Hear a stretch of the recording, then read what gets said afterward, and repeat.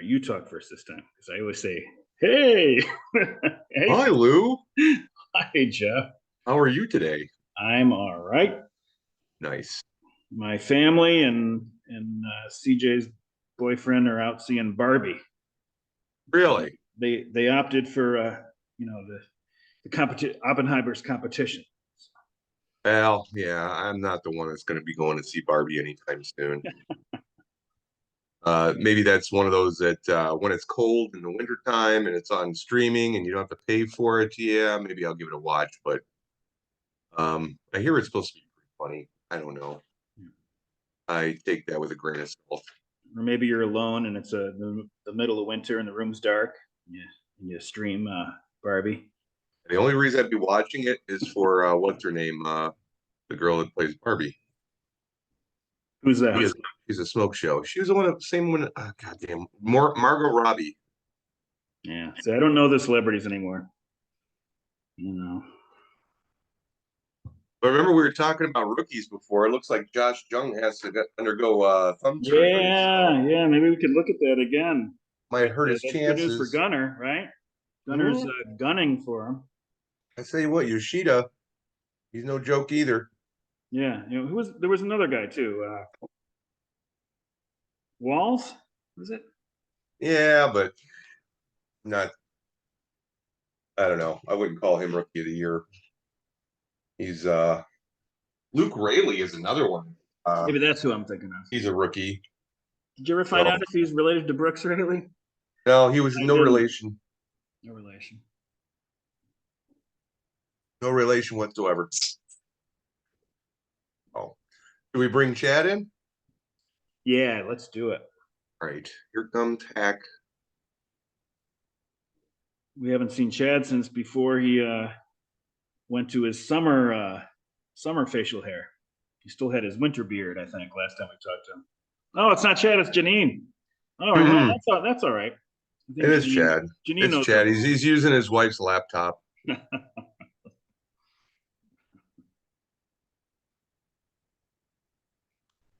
Janine. In the meantime, while he's booting up here, eh,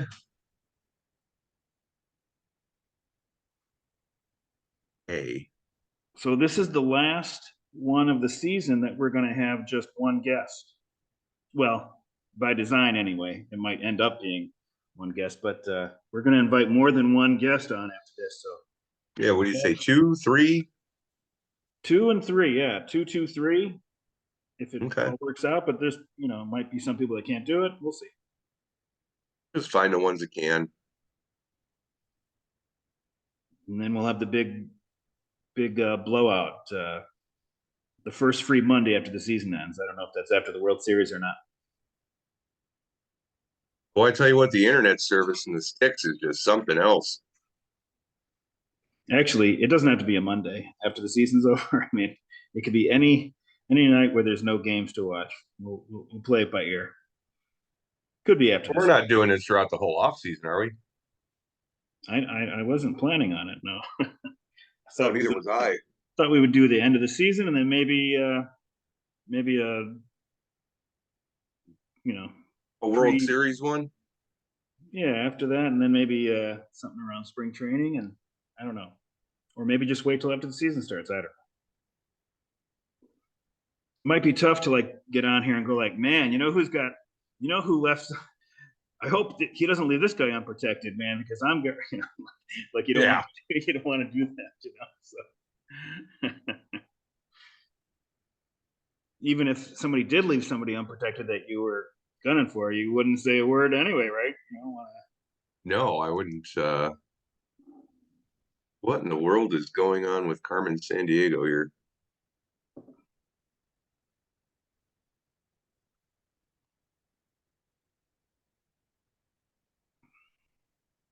I don't think he needs to be around to have it pop up. He's connecting to the audio.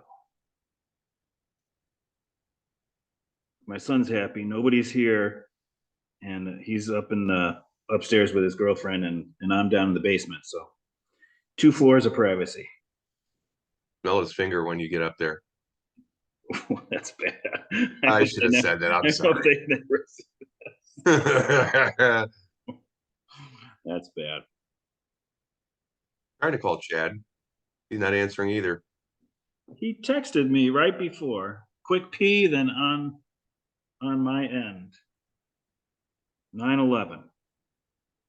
So he's taking a quick 3-minute pee. That's all. That was 3 minutes ago, so that wasn't a quick pee. No, it depends. It's age dependent. You gotta. There's a different scale, right? Yeah. You're going like you're ending it like with 5. Eh. Yeah, the older you get, the longer you have to stand in front of the toilet and make sure you're done. You don't want that extra trickle in your underwear. Oh, there he goes. There he is.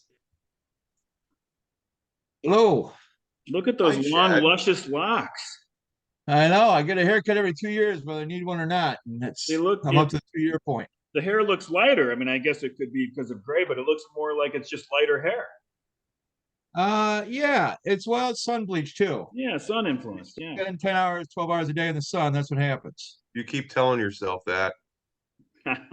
Well, and it's gray as hell also. Well, you look good. I don't Chad. even know what color my hair is if I grow it out. You look like you just got off your board at Malibu, and you're coming in to do a little podcast, and then you're going to go out and have a bonfire on the beach with some friends and Yeah. do some dubage. Well, actually, I was ready a bit ago and was just Speaking of sitting which, I here forgot mine in the other room. Hold on.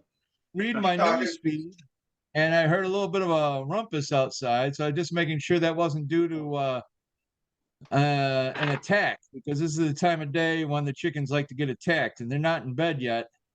So I had to run out and see if they were under attack, and no, it was just two of the roosters fighting, and one of the ones was in a bad spot where he didn't want to be. So I had to step in and do some officiating.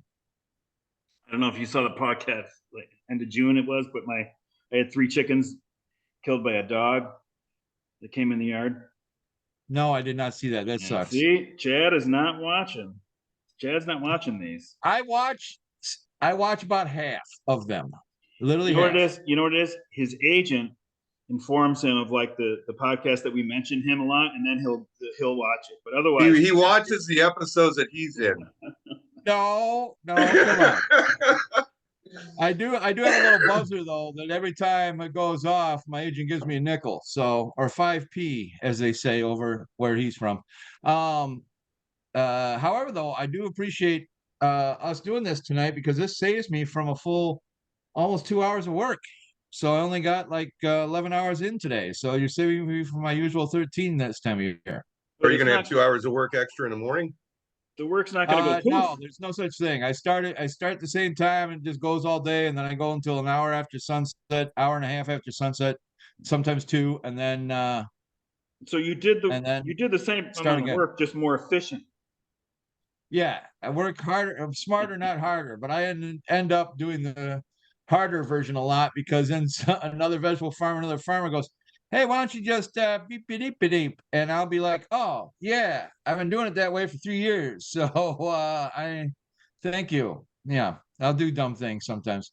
For being a smart guy, I'll work dumbly sometimes, but then there's other things too that I'll show some of my fellow vegetable farmers or farmers, and they go, "Oh Christ, it's neat, nifty, and or whatever." I'm going to start doing it that way too. So it comes from having my dad pass away before I started farming again. So I ended up doing things intuitively and not the right way, not how, you know what I mean?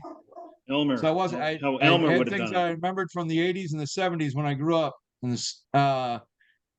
then had things that I had to teach myself. So it's being self-taught a lot of stuff that makes things difficult. I was so impressed when when your dad died. They and I learned. I didn't know anything about him actually. So Yeah. I was coming from zero, but he was all American football player, right? Yeah, he was. Yes, he was. And weirdly enough, too, he got full ride offers from all the Big Ten schools, which oddly enough, my younger brother did as well. So history repeated itself, but they just skipped the oldest son. I was a total disappointment. I was merely all conference. But my dad was all American. My brother was all American second team. But my dad, being all American, he got full ride scholarships offers from all those schools. And I said, well, geez, looking at back at it, when I was a kid, 70s, 80s, it's like, why didn't you do that? You had all those offers, and then 2 or 3 guys from our little tiny town went to the pros, from my dad's team. One played for the 49ers, one played for the Bears, one for the Lions. And they Was weren't he even in as good as my Sycamore? dad, Was he in Sycamore, What? or did I have that wrong? Sycamore. Yeah. And I was like, why didn't you go? And he says, well, I'll tell you the truth, back then, farming and pro football paid about the same. And farming, as dangerous as it was, number 2 or number 3 most dangerous job in the country, pro football, you had a shorter career. So he decided to go into farming instead. But then of course he got drafted, and because it was a Cold War, he had to do drafting things. I was in between Korea and Vietnam, but he was in West Berlin, and that's a whole other different story. But yeah, interesting cat, my dad. I just wanted to point out that for those who don't know, Sycamore is to DeKalb.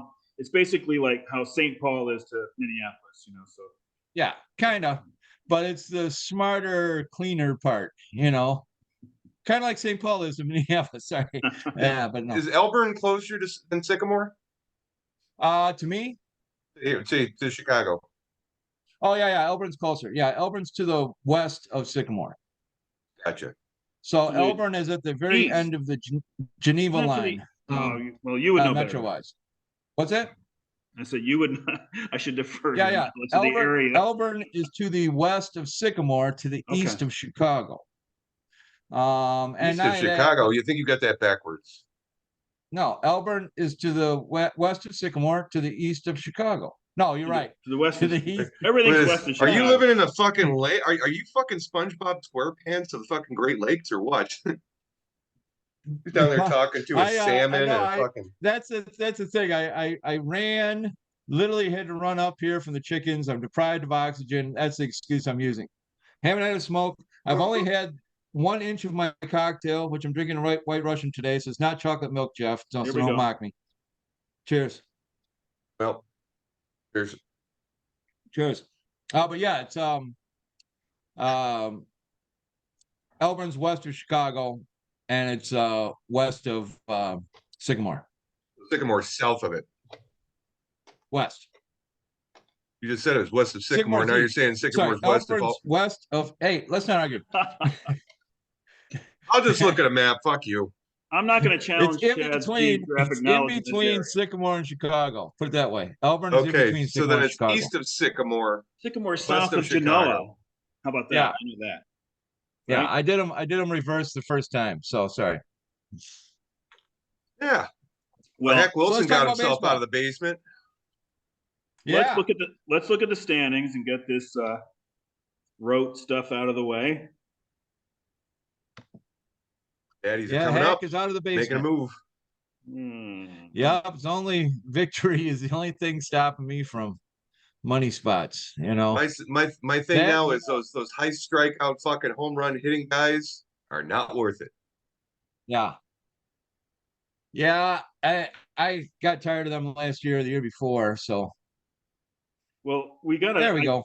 I should have pointed out in the standings, but this has got to be one of Hack's first winning weeks in a while. Oh, actually, no, it looks like just. No, I had some.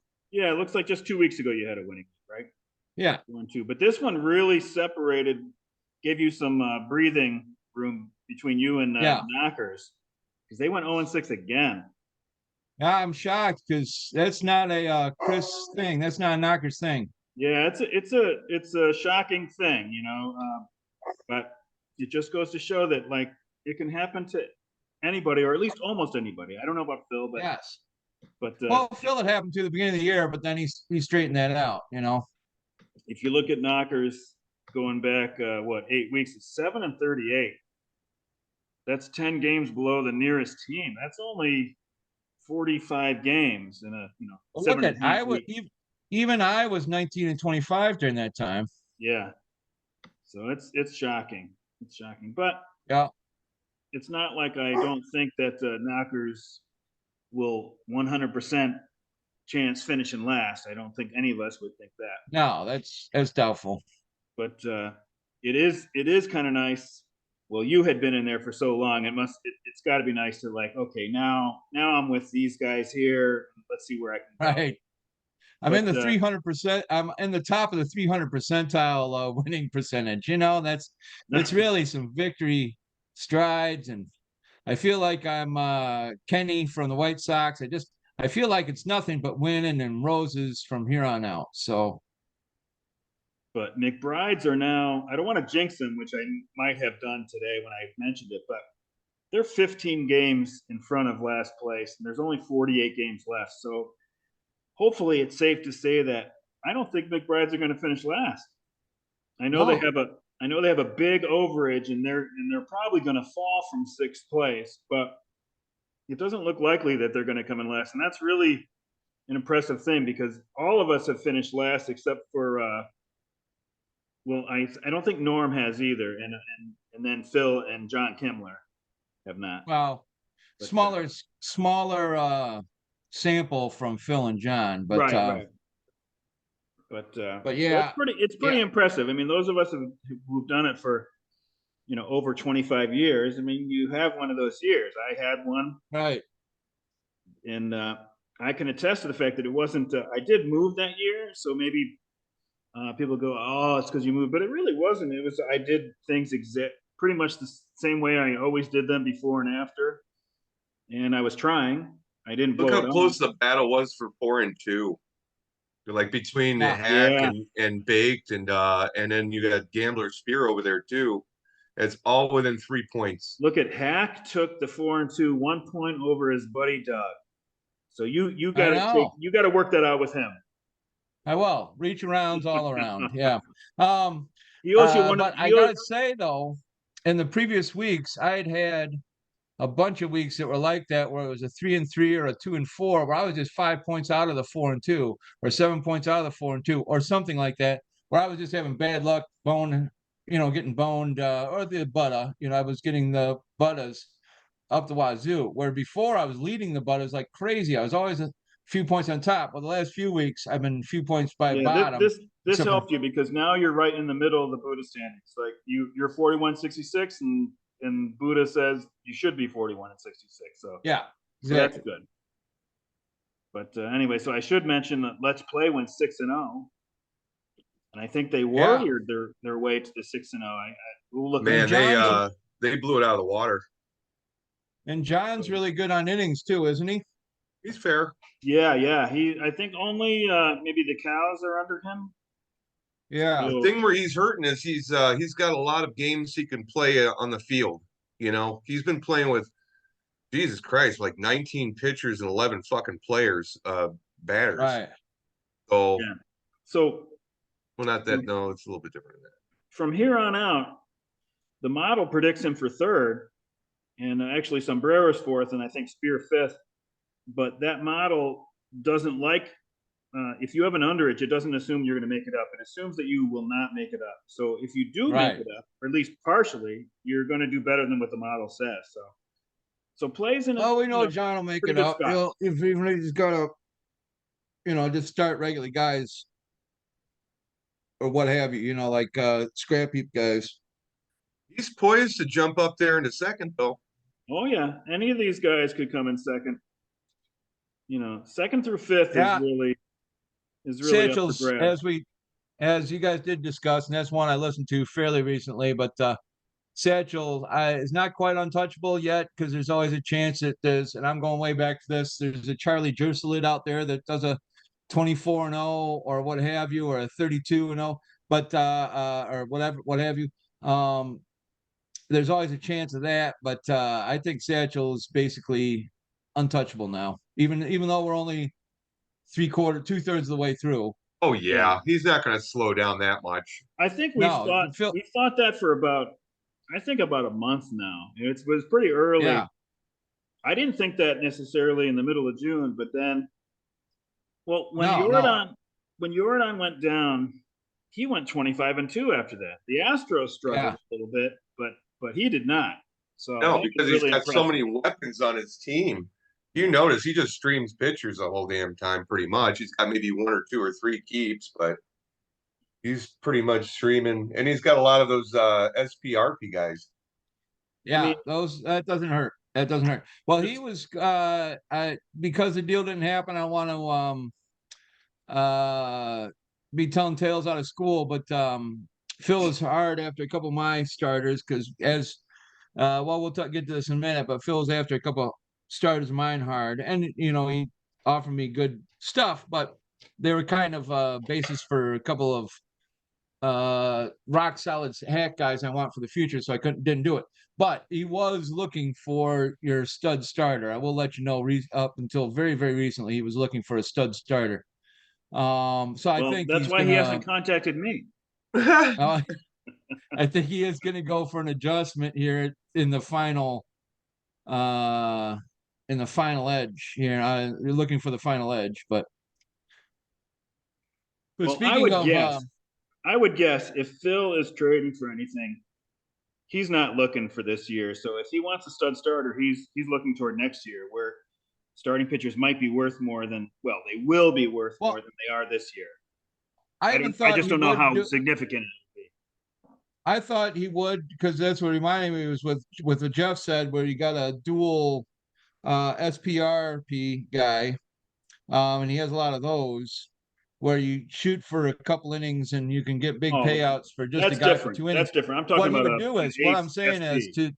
to take care of his innings. I thought just from he didn't say this out loud, but I just thought of it as this is the strategy he was going for, is 2 or 3 real stud pitchers and just throw a whole bunch of 2 inning, 3 inning guys out there to reduce his IP overage.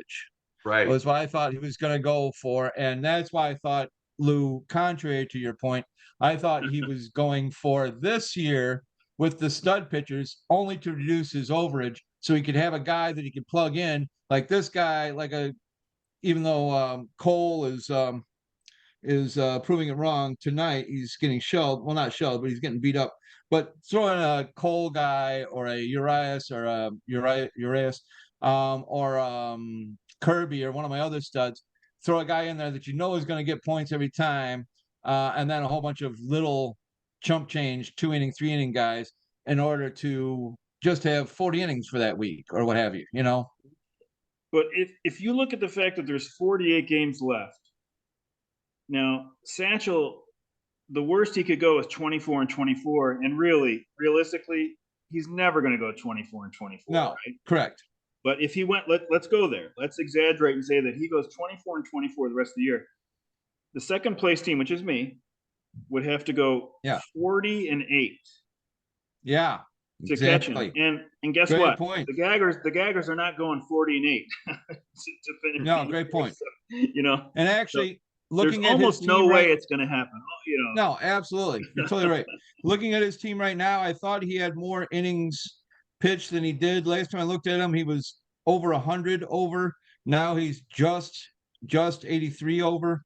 So he's already starting to work on that as it is. He's got 8 more weeks of that. I mean, if that's the case, he'll be back down to 0 with the last 2 weeks to go. Yeah, absolutely.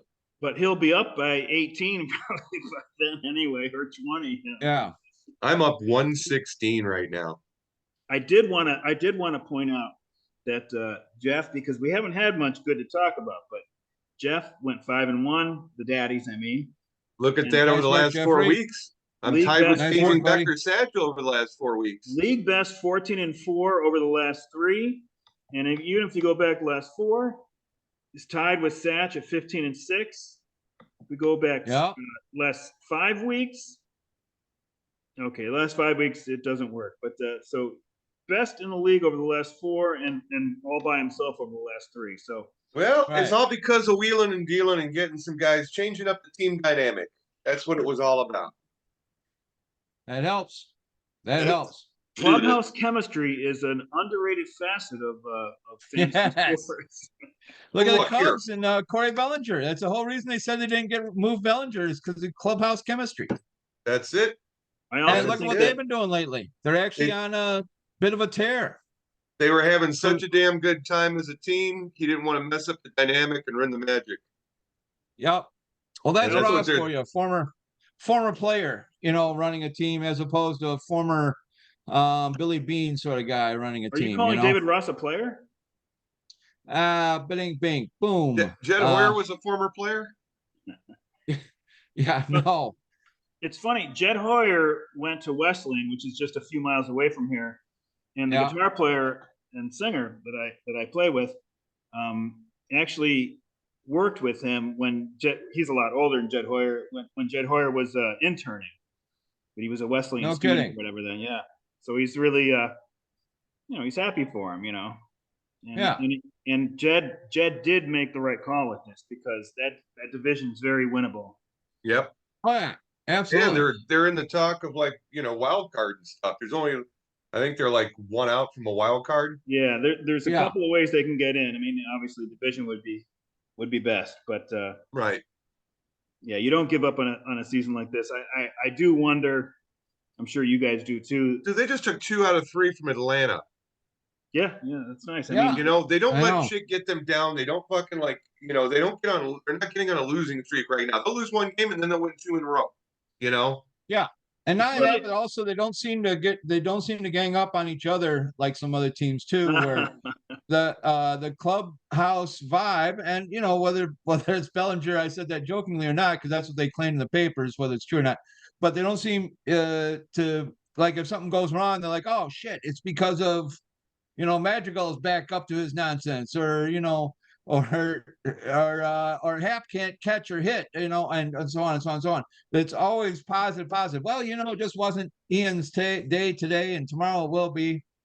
And even as bogus as that is, that really helps not getting down on each other's team, on your own teammates. Well, they all got locked in at the same time. That's for damn sure, man. Because I have never Yeah, seen a Cubs team score this many runs in the last 4 weeks. I mean, I was yeah, at that absolutely. game that was 17-3. Lou, you were trying to say something and I brutally interrupted you, so I'm sorry. Do you remember what it was?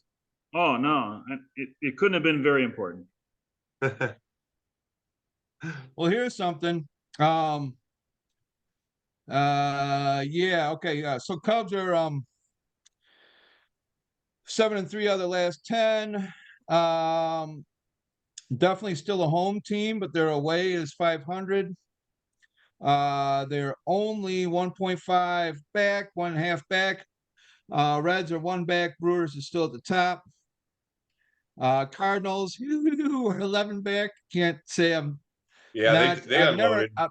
I'm never disappointed to see the Cardinals doing poorly.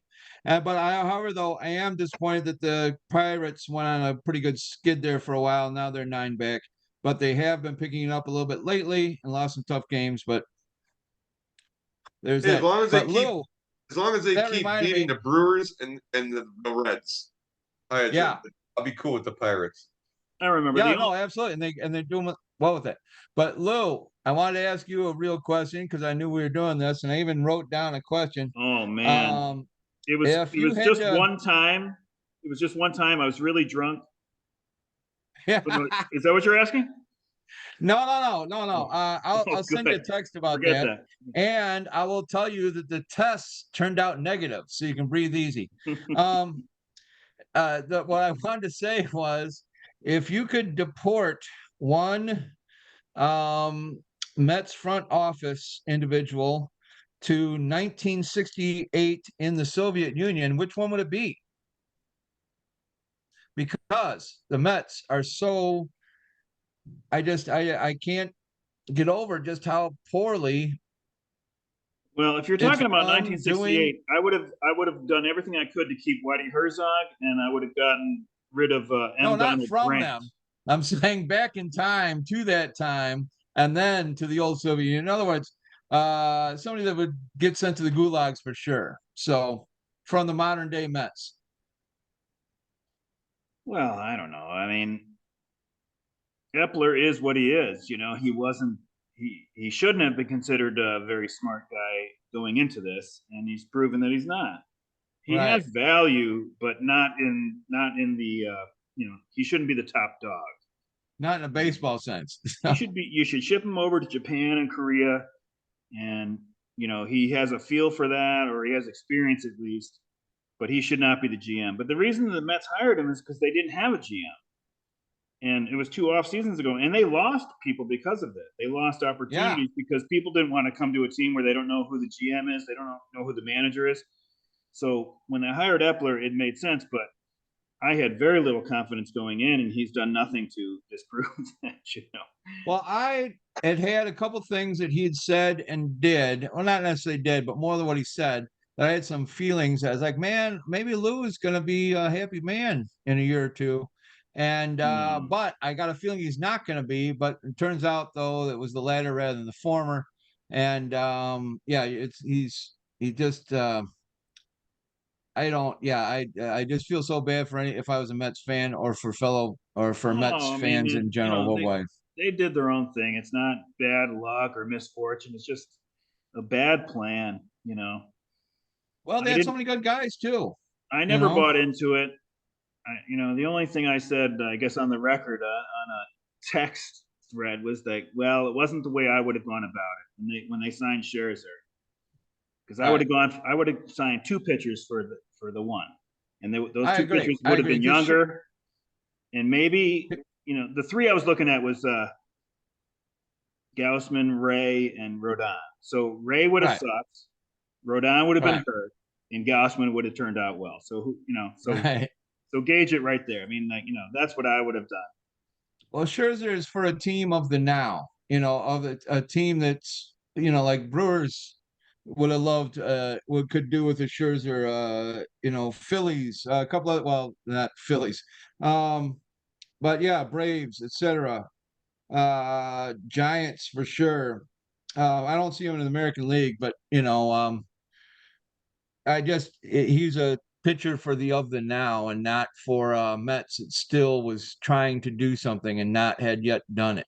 I like that the Mets traded Scherzer to Texas and Verlander to Houston because like they're pitted against each other, and Yeah, take your pick of like who you'd rather have. Keep in right. the same state. Yeah. Most of the numbers would say Verlander, but Scherzer is still more dominant if you look at strikeout rate. So it's tough to say what'll happen down the stretch, but I think that's Well, the funny. thing is, And they I've trade seen Scherzer. just to finish up, but Go ahead. they trade Scherzer to the Rangers, and then they kind of negate the effect of that move by trading Verlander to the Yeah, Astros. exactly. It was kind of the double fuck you. So Like that's the only thing Mets can. you should have That's gotten the only something thing the at like Mets. an agreement, like, okay, we'll take Scherzer, but you don't trade Verlander to this division. Yeah. Well, that still seems, I thought, ironic that the one things Mets can still really do well is fuck other people up. We're so good at fucking up, we can export it to other towns and other states. So yeah, we can give Rangers an edge. But oh, by the way, we're also going to give Houston an edge. So we're going to delete the edge that the Rangers just got, and vice versa. And but Just all I was going to say on that point was, as Hack being a longtime Scherzer owner, I never discount that guy and what he can do because every time I think he's done, he shows he's not done. So who knows how he's going to go and what things are going to happen with him. And I wish him all the best of luck in Texas. Although I don't care for the Rangers and I don't care for the state of Texas. I do wish him best of luck for down his journeys down there. well, if you don't like the state of Texas, it's going to be hard to pick a horse in that race. Then. Oh, I know. Well, that's what I'm saying. It's one of those old, I want to see them both crash and burn. So, and especially Houston, of course, because of Houston. But all right, Anyway, well, Jeff, you're a little quiet. You want to? Me? Well, the weird Yeah. thing is you asked him that question about the Mets front office thing, and that wasn't the question I thought you were going to ask at all. Oh, what was I going to ask? I thought I it was going thought to you be were going that to thing ask. that I was answering. I thought you were going to ask if he was in the middle of a forest and you farted. Would your fart smell? Well, that's still legit too. It's still legit, and we got to know out here in beer league land. No, I just was wondering. In other words, in a nutshell, I was wondering how disappointed because I haven't talked to Lou much this year outside of podcast land. Um, I just wondered how disappointed he was with this year. It was kind of like, oh shit, here we go again, or more the same, or like, Jesus, I thought this is going to be it, and it's not it. God damn it, So that's why I was wondering what state he was in mentally. To tell you the truth, as a Mets fan, I was a little uncomfortable with the way they were going about things. and if you want me to pick one person I'm most disappointed in, I guess it would probably be the owner, Okay. because he thought he should have realized that Mets fans were overjoyed that the Wilpons were out and he was in, and I think he sold us short. He thought that he had to show us immediately what he was Right. about. And he didn't, at least to me. I don't know about most people, but to me, he did not have to show it that way. And if he had waited 1 year for a lot of these things, oh man, the decisions would have been so much different. They wouldn't Right. have. See, I thought They, Cohen, I thought Cohen went at it too hard too, but I thought him spending that kind of money and making those type of moves, the Mets fans would have appreciated, just because New Yorkers are so judgmental and harsh in the grand scheme of things. I thought if he didn't make let's go for second or first moves right away, that they would have not quite wrote him out of Royal, but would have been not overly happy with him. They would have no, been, oh shit, here we go on another rebuilding. Oh god I damn it, disagree with that. It's not Okay. like they would have gone through rebuilding, but Mets fans are not like Yankee fans. Yeah. No, We've I had know that's for sure. to be patient, and I really would have been patient. For instance, for example, if he had waited a year, they would not have made that trade for Lindor and Carrasco. Carrasco has not been good. Lindor has been Yeah. okay. Lindor, but the reason I didn't like that trade was because Lindor, you had to, if you're going to trade for him, you had to re-sign him. Otherwise, the trade made Yeah. no sense, and that put pressure on them Exactly. to re-sign him. And I didn't like what would have been so wrong with just waiting a year when the first of the two big shortstop classes came out, and then just seeing what you get, instead of putting pressure on yourself, pressure on the season to sign him. And then if you hadn't signed him during, before the season, then it would have been a distraction. I just hated the whole situation. It was like he painted himself into a corner, and it was completely unnecessary. Did I not agree. need to make That that that trade. that one absolutely, I thought, made no sense and was just flashing money for the sake of, hey, look at all this stuff I'm doing, Yeah.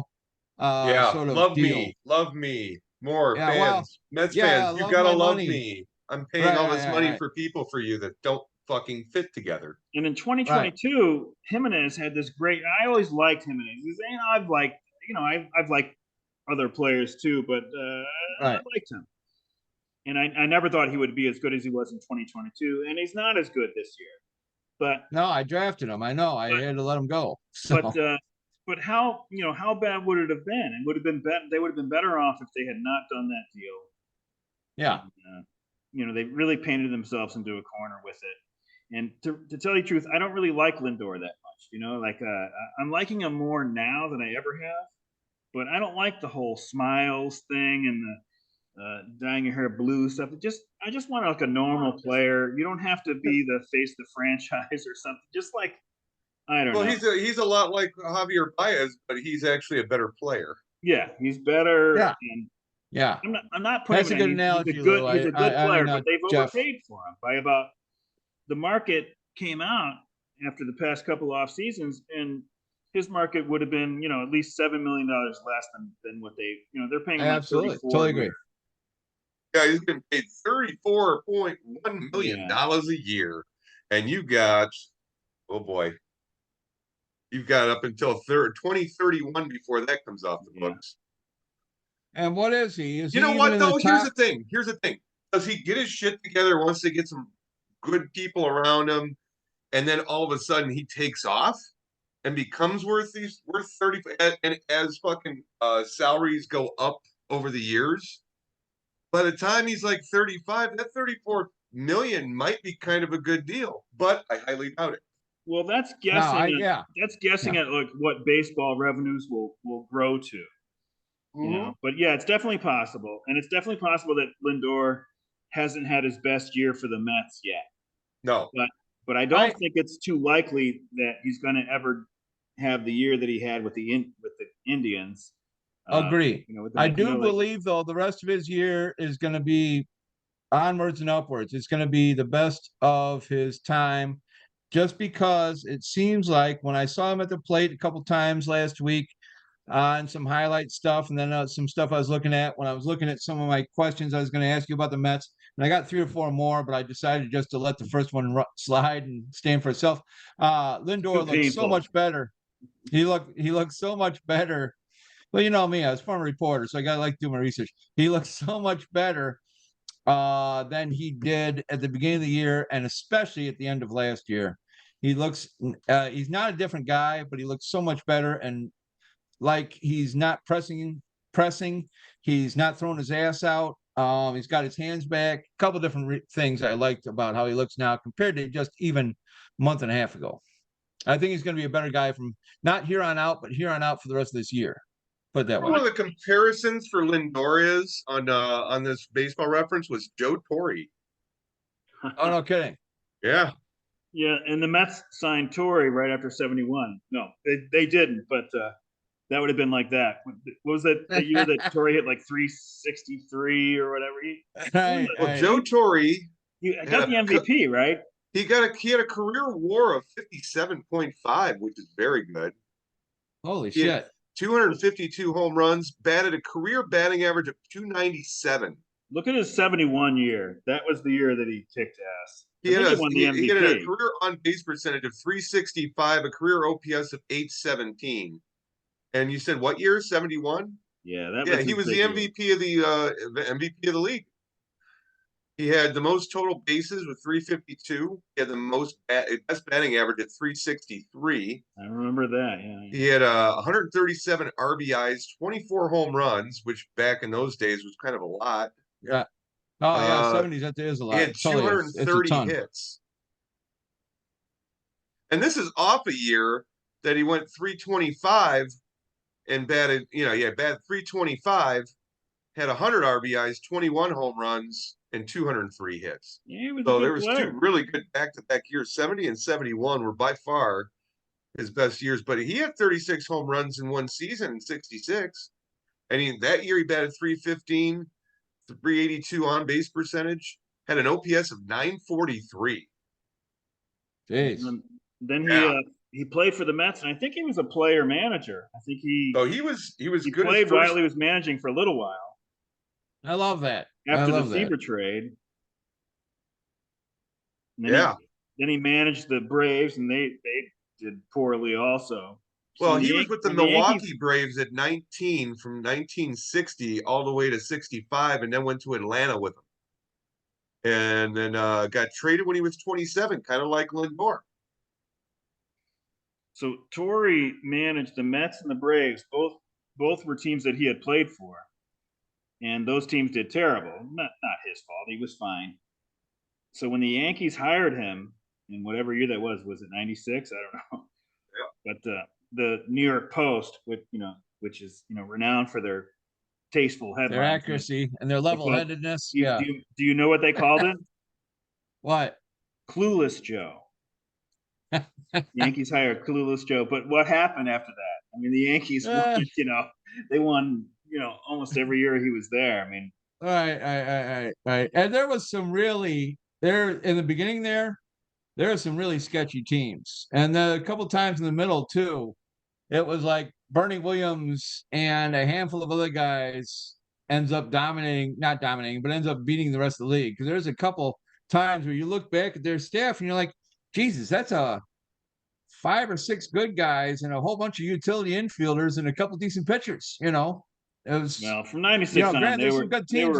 There's some good teams in there, but there's some very average teams in there too. Is what I'm trying to say. It's true. They did some veteran retreads. They had Gooden and Strawberry from the Mets. Well, let me tell you this. He's in the Hall of Fame as a manager, not as a player. And I'm saying, looking at everything that I see right now with his WAR, his career WAR, the fact that he was a catcher who played first and third, but because he couldn't catch every fucking day. But this guy was an MVP, 9-time All-Star. He was Gold Glove. He had a batting title, and he was Major League Player of the Year one year. So you can make an argument. You can make an argument for player. If you're gonna put fucking Harold Baines in the Hall of Fame, Baines is a mistake. I'm sorry. Torrey deserves to be in the Hall of Fame as a player, along with being a manager. Yeah, That's my no, 2 cents. if you look at catcher and third base, if you consider him a third baseman, it's pretty low bar. I mean, he belongs in. Yeah. He was a good player. All right. Yeah, not enough catchers What really represented for grinds my sure. gears. Here's the thing: he got all the way up till he was 29, and then he kind of went to first and third. Yeah. I believe So it was a knee and left foot or right foot issue, one of his feet and his knees. Can't remember which one. yeah, but for the first half of his career, he was catching. I know. It's amazing. It's amazing. You know,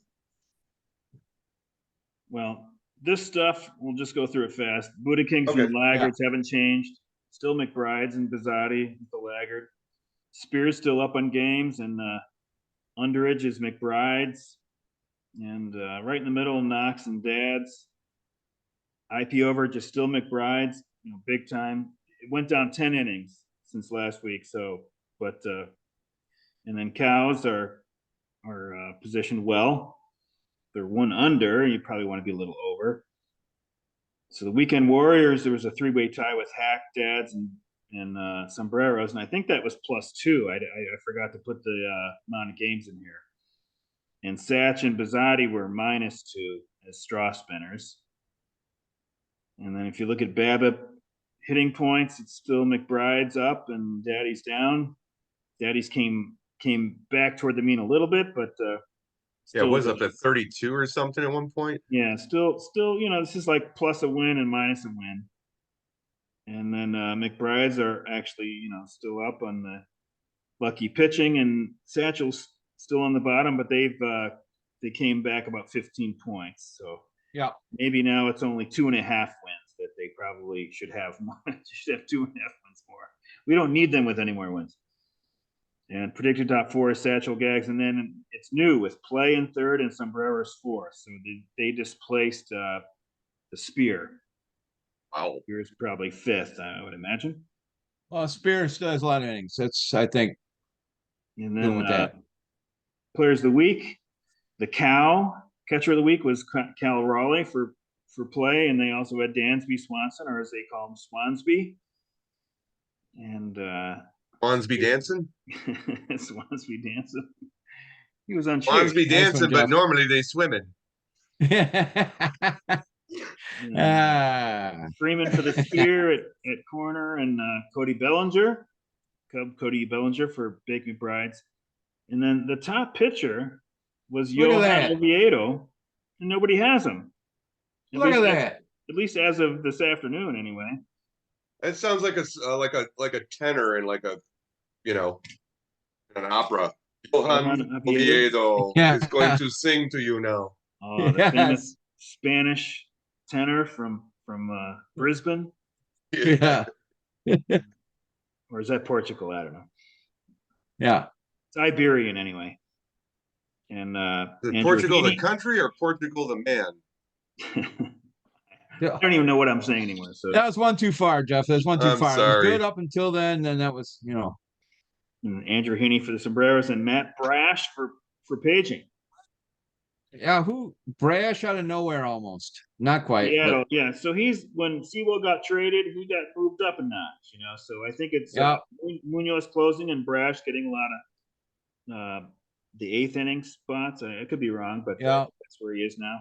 Speaking of relief, poor year of relief pitchers for Hack this year. I usually don't value them too highly the last couple of years, but this year it's been terrible. I looked earlier tonight to see good old Barlow for me has a -12 outing. Not what you want from your relief guy, not what you want. And speaking of negatives, I was asking Lou if I'd set the record for negatives last week with 27. Mr. Lively. Oh yeah, with 13 earned in 4 innings, and I thought that was close to my 1/3 of an inning. That was last Monday earned. because I was texting these guys after it happened, and I looked in and saw it was on you, and then I texted them later going, "Ooh, fucking Chad has." I know. Chad had him going. Oh, of course I had him going. Lively's been good this year. So -27. Oh yes, they left him in and just and not only that, but then he left him in too long, and then he took him out with the bases loaded, and they cleared the bases, and it was like, oh shit, Yeah, that was come against the on. I watched Cubs. the highlight, and Lively. It felt like Ali Frazier, except there was Frazier never punched back. It's just and boom, and there comes another one, and boom, there he goes, and boom. Oh, it was terrible. So But I guess that's this the hardest thing though, is watching your team destroy your pitcher. Oh, I know. It was just outrageous. this next Go ahead, part Lou. depends on how you look at things, I guess. Glass half full, glass half empty. But I think that was the same night that Fried had 25 points, right? Yeah, So yeah, and he just come back too after they being out combined for for 60 negative something days. two. They combined for May negative two. 5th. So Yeah. if you had Or it might Fried have had been gone, Mars. Because I picked up Mars or Martz. I picked him up, but one of the two. It was either Freed coming back or Stephen Mars. so if Fried had But gone one of the 5 innings and 3 earned runs, and then Lively had gotten you -3, it would have been a 3 point. It would have been about the same. So glass yeah, half so I full. should feel Glass half glad about full. it. I know. I should look at it as a blessing rather Glass half than full is like, well, Fried bailed you out. Glass half empty Quit is like, being well, so fuck, negative. Lively but ruined I'd rather Fried's start. I kind of prefer the points, honestly, but that's just me. So That's coming from a Mets fan too. So Well, if you you think got about it, it's kind of like a 35 or 40 point swing. I mean, well, more than that. I no, mean, no, about a 50 absolutely it point is. swing, because you're expecting to get, you're hoping he gets about 20, 22 points at least, and then he gets negative fucking 27. So Right, right. Well, that's the expectations thing get too blown is through the water. we had a game earlier in the year right when Hack was starting to just do poorly, but we had a game where I had 5 pitchers going in one night, and I was just like, oh God, I'm gonna break the new record. I'm gonna pull out a 150, 170 day. It's just gonna be amazing. come And then on, I you didn't think pulled it that. up. Oh, you meant I with your pulled it hitters, up. with No, your I pulled it up, and my batters had 19 points. And with 5 starters and 3 relievers, I also had 19 points. oh, And I'm like, holy shit. And one of that was from a from a reliever that got a win. So 10 of it was from a reliever. So it's just like, oh my God, I pitched that many innings and I got 19 points. What is going on here? And I think I bitched to like Phil or Normie or somebody. I said, what? Shit, dude. That's just how it goes. Shit, man. And I was like, yeah, okay. Okay. I got to well, take That's the the dog out. B.E.E.R I'll be for right you. back. all right. I'm going to concentrate on Chad's team here while Jeff Okay. does what he's going to do. After Jeff comes back, I gotta do a quick run to the restroom myself. All right. Well, save hold points. You're in 10th, and the only team below you is Knockers with I gotta tell you, my saves this year Oh, are I don't just have my terrible. glasses. My saves are just terrible. But you have this is just saves plus holds. 4 times saves plus 3 times holds. You have 204 points, which is 10th in the league, and only Knockers are below you with 186. So the bullpen is not good. No, not good. Hitting is not good. It's like I guess the rates say you're like 10th. Yeah. Weighted on base, OPS, and my little runs per game, you're 10th. Pitching's a little bit better. You could even make a case that you're slightly above average on pitching, but not from the bullpen, from your starters. I was supposed to be the pitching team. That was my strategy this year. I was gonna be, Yeah. and it was too early to take that strategy, but I thought because hitters were going for so much and pitchers were being demeaned or at very least devalued in our team that I thought I could what my strategy was this year was pick up a shitload of great pitchers for very little money and then have 4 or 5 studs hitting and the rest just be above average guys and pitch my way to victory. But I think it was just a year or 4 too early, a year or 4, mind you, too early for that particular strategy. Maybe one, But, yeah, 1 year. I mean, because I don't know. there was transition this year with the different rules. Yes. And Well, not only that, Lou, as you can see, though, I lost Nestor Cortez for 60 plus. I lost DeGrom, which no surprise for 60 plus. I lost Max Fried for 60 plus. I lost, and so on. And Urias at the beginning of the year until a couple of 3 weeks ago. So I also had just injury, even on my guys that were supposedly my victory guys. Well, you look at it in the off season, but I mean, you're seventh in ERA, but you're fifth in FIP and fifth in runs per game. So you're at least average and probably deserve to be slightly above average on your rate stats. And your bullpen is below average. But next year, Yes, because of two things, because of the fact that the rules have been in place for a year, and also our scoring system has changed a little bit. That your philosophy from 2023's auction will probably play better in 2024, but maybe the prices absolutely. are going to go up. I would imagine the prices for starting pitchers will go up next year. I don't know how much. I've kind of like, I've kind of tried to, look at it just half-assed, and it's gone up either a little bit or somewhat. It'll I definitely be up think from last year. my prediction is very little. It will be up because people won't have seen it in action, and then the real impact will be in 2 years, Yeah, I don't if know. there is an impact. If people The, feel there's an impact, but it's there'll be off. my prediction is 2 to 4% increase of pitcher prices I looked tops. at it. I looked at it, and 2% was the lowest that I saw, and like 17% was the highest. And Yeah, I was just looking at high end pitchers, I guess. right, So right. it might be where the bottom end pitchers go up very little, and then the top end guys do go up a pretty significant amount. Right. Like Well, that instead of quality will mean something. going Yeah. for 30, maybe they go for 35 or something. I don't know. Right. I'm I mean, I'm not setting that in stone in my, even for my stuff, but it'll do something anyway. It's going to do something. So, Well, look at that number there though with on the previous screen. Um that hitting box for Satch is just shocking. 1, 2, 1, 1, 1, 1, yeah. 1. Oh, just and then see again, that gets me to the part where I was making arguments for that pitching should be more valued somehow in our league, is because, as we all know, pitching is just as important, if not more important, than hitting. Where in our league, it's become so devalued that you can have a 20-point a lead with having a very average pitching staff. You know what I mean? If you look at So Satch's that's what I staff, think though, is look at askew. this. This is pretty shocking. I mean, he his eighth in ERA, and his FIP is second. This goes Yeah, this goes into play. That's where his BABIP luck comes in play.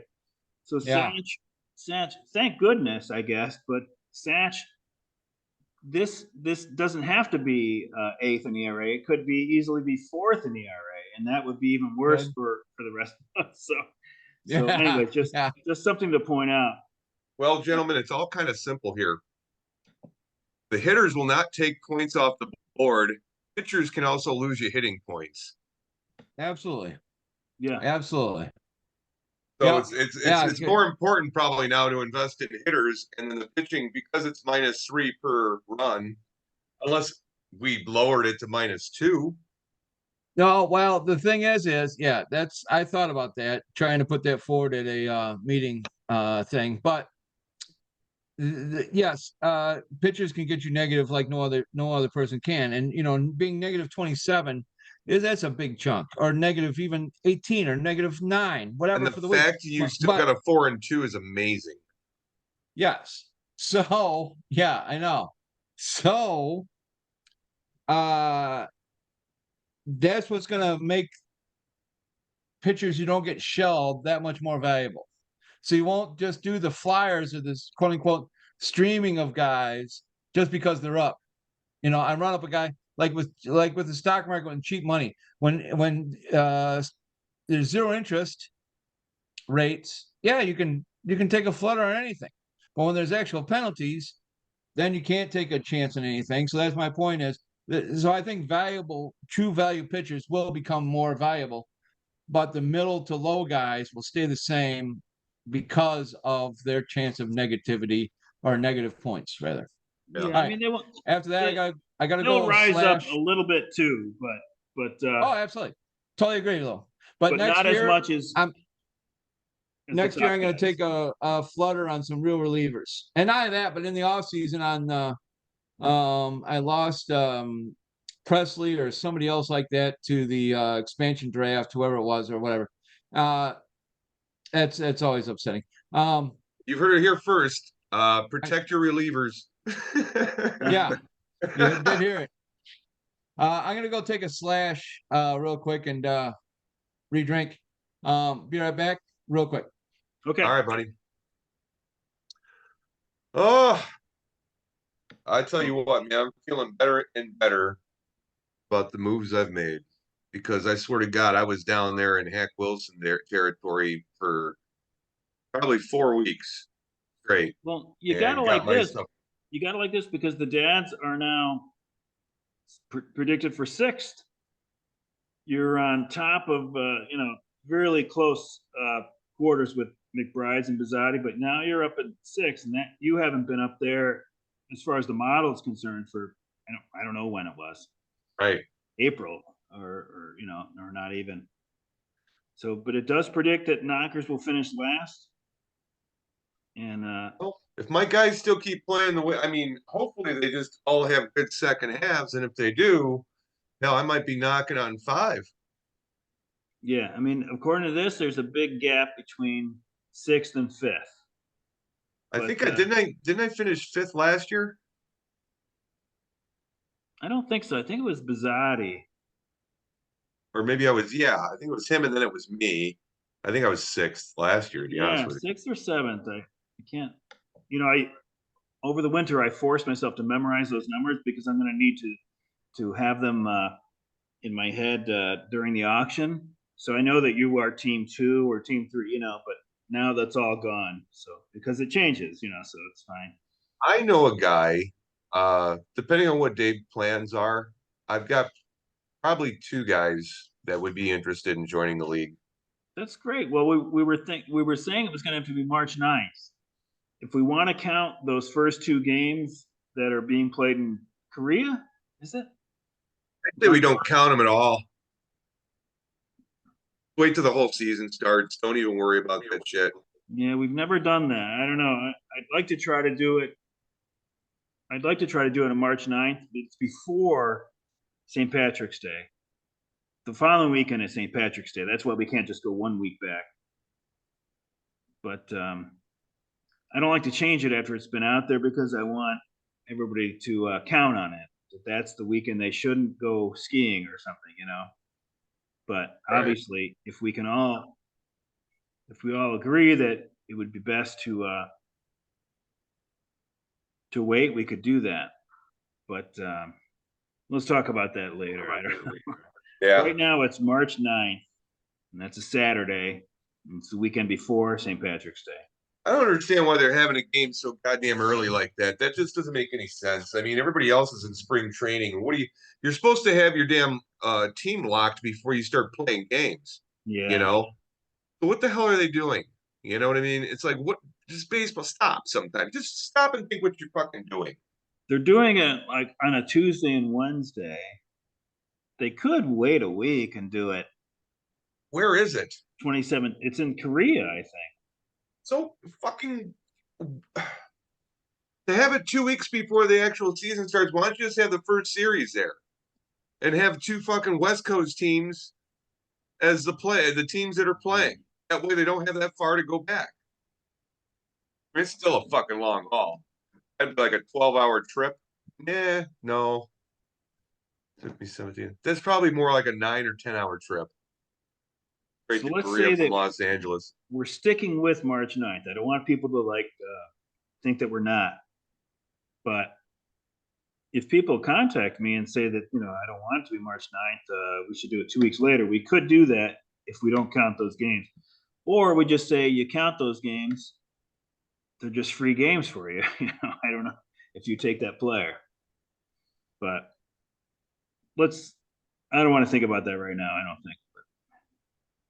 Because I already put it on the Facebook hot stove page, and it's on it's on the Yahoo page. Yeah, it would have to be the 9th or the 23rd. Yeah. So let's think about that more. I don't want to. When's the Korea games? I think they're like the 20th and 21st. Oh, okay, so I get it now. I thought you were talking 3/9 is when they were having the games. So, but well, we're still waiting for Hack, but you can see that Satch is predicted to win by 21 games now, and 25 over third and fourth, 27 over fifth. So Spear would be the king of the offseason if this plays out, and then Daddy's would be just $1 under the Spear and one priority under. So that's something to play for. Even if you don't bridge this predicted 14 game gap, 6 is a pretty advantageous spot. Certainly, look at this. I mean, Cows are predicted 9th, and they're only 1 game behind you. So there's definitely reason for the dads to be paying attention. I mean, it's only what was that? I don't ever quit on a season. Only My 3 team extra quits on bucks. me. It's only $3 extra, but I guess what would come in handy is like you would only be second to Spear if this plays out as far as claiming poaching, Right. and then your waiver priority the season. Well, if I'm second to Spear, I ain't getting shit. You start the season with the second waiver priority, and you can see these waiver priorities have stayed pretty constant through the year. If we look at the Yahoo page, unless you claim players at $0, the only way that you lose your waiver priority is if somebody claims the exact same dollar amount as you for a player, and then you could go to the end of the line. So that's another reason you probably shouldn't bid $0 on a player on waivers. You probably should at least bid $1. And then of course, if the other guy's thinking the same thing, he's going to bid $1, then you should bid $2. So then you get into a whole mind games. But anyway, so Hack is back, and You mean Janine? you should have you have a predicted 6-game cushion on the knockers. But if there was ever a team besides maybe Satch that you wouldn't want to have some sort of lead on and count on, it's probably Chris, right? So. Absolutely. He'll figure out a way to get some games back. Absolutely. Well, not that, but also I do feel confident about my ability to move up the standings because of those 60-dayers I was mentioning while Jeff was taking his whiz. A lot of my stud pitchers are back, and some of my hitters that were predicted to actually hit are hitting now. So I'm hoping that they actually do as advertised.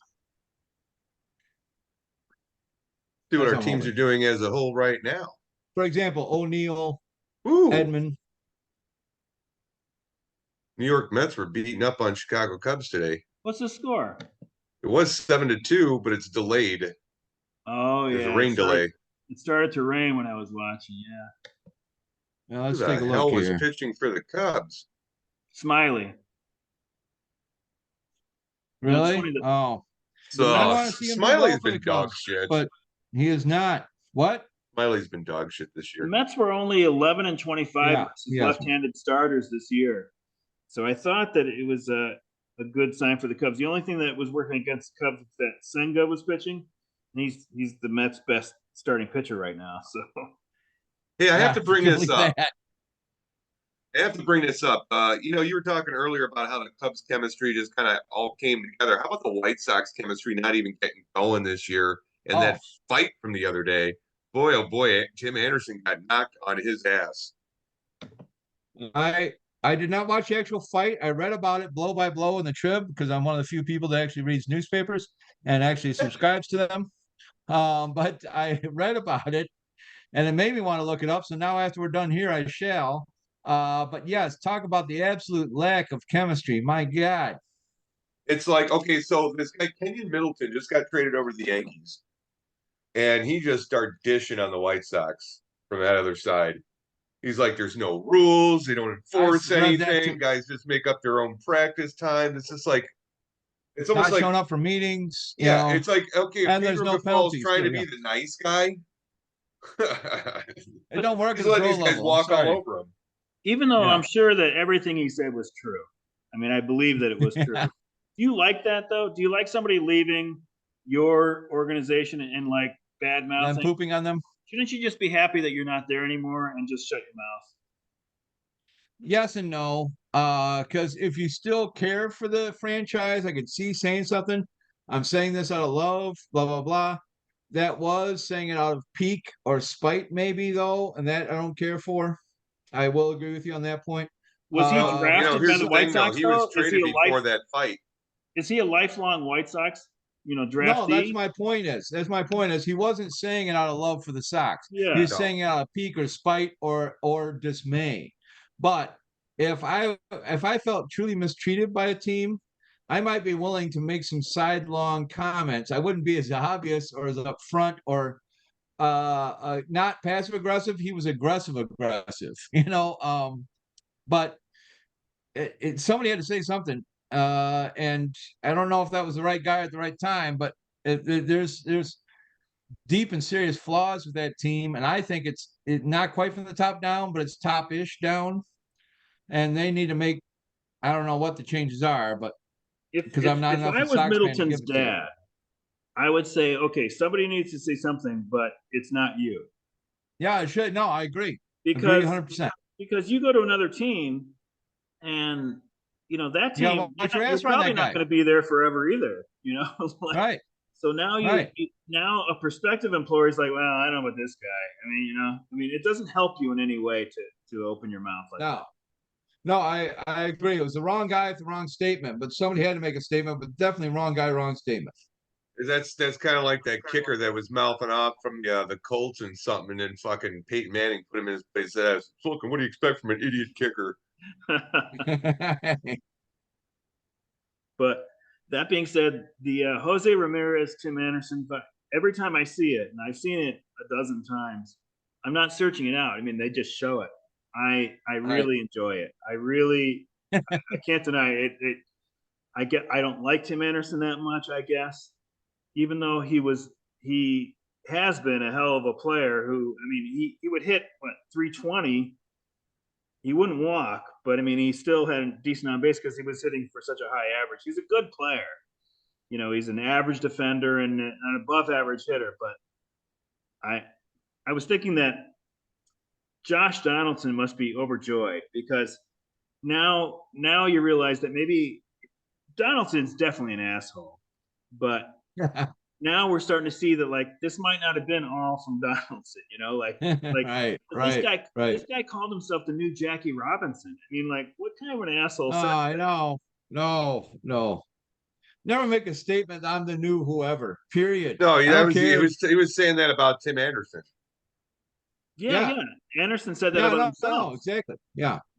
Oh and yeah, yeah. Donaldson called No, him never Jackie. say you're the new anything. And Period. Donaldson said, "Hey, Jackie," like, and then somehow 2 years ago it got twisted around that was like a racist statement. Like you can call somebody out for being an asshole. It doesn't have to be racism. What I mean? Anderson is No, an yeah, yeah. asshole. No, Donaldson's also an asshole, but it doesn't have to be a racial incident. no. Assholes come in all various colors, in sizes and backgrounds. I'm guessing that Anderson probably thinks that like, oh, give me another chance at Ramirez because that was a lucky punch. But Ramirez got that punch off like with a bunch of interference. You know what I mean? Like I You know, strongly believe that if you put Ramirez and Anderson again, nobody around, Anderson's going to go down within 35 seconds but the because thing too is that Ramirez wasn't even looking at what he was swinging at. He was just throwing fucking blind punches, and he connected. maybe, but I mean Well, he was sort His of head being was faced a different way than his arm was going. he was sort of I being mean, held back. Was it Kopak? I don't know who it was behind him. He was going to hold him if Anderson was going to punch him. And he was right there, and it was a bunch of interference, and he got that punch off, and fucking Anderson went down. okay. Well, I definitely gotta watch this fight now because as much as I believe in the power of writing and the strength of narrative, it's not doing it for me. So now I gotta go. Now I gotta go watch it. So Let's see. Let's get your reaction as you watch it. If you watch Absolutely. it, Yeah. No, you you okay. will Actually, miss I'll look the it up right now. punch. I mean, it was like you have to have the right angle because otherwise, all of a sudden Anderson goes down and you don't even know what happened. You know?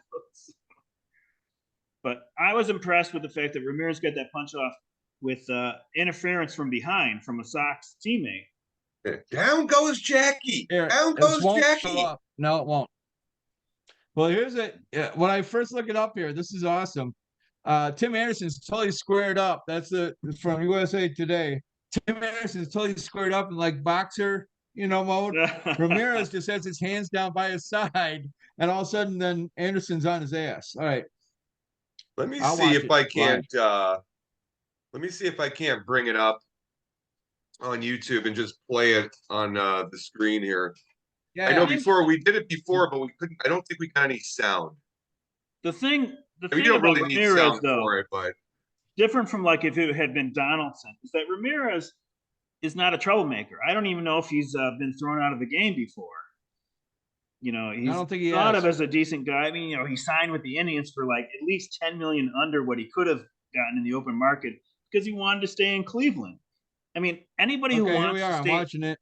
anybody who wants to stay in Cleveland Oh, is a man. Yeah, he had his is a head well above down. average human being, don't you think? Yes. Not only that, but Anderson started swinging first and actually had a few good shots in, but hits his shoulder, can't connect. And then Ramirez has his head down and does one of these, and he's out like he's down goes Frazier, man. yeah. Oh, But he was not looking where he was throwing that punch. He just no, caught him. definitely not.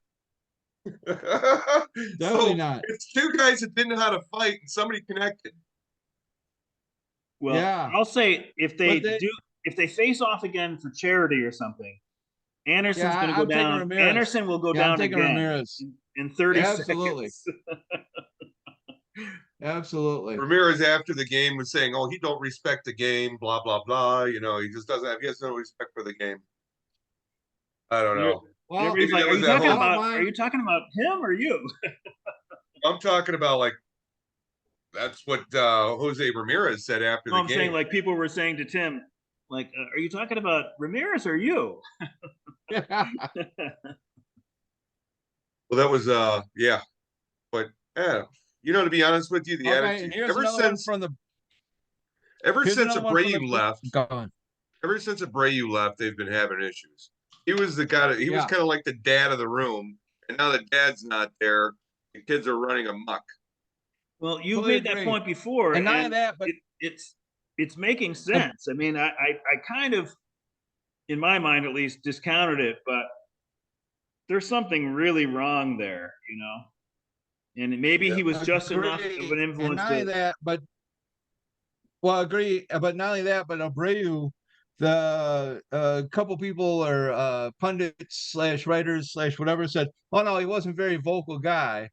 But he just had a calming presence. Well, Yeah, now at first I kind of poo-pooed that, but some people, as we know in real life, some people have that, and he was definitely apparently one of those guys because as soon as everybody left, now it's all of a sudden the kids are in control, and like what's his name was slagging them for.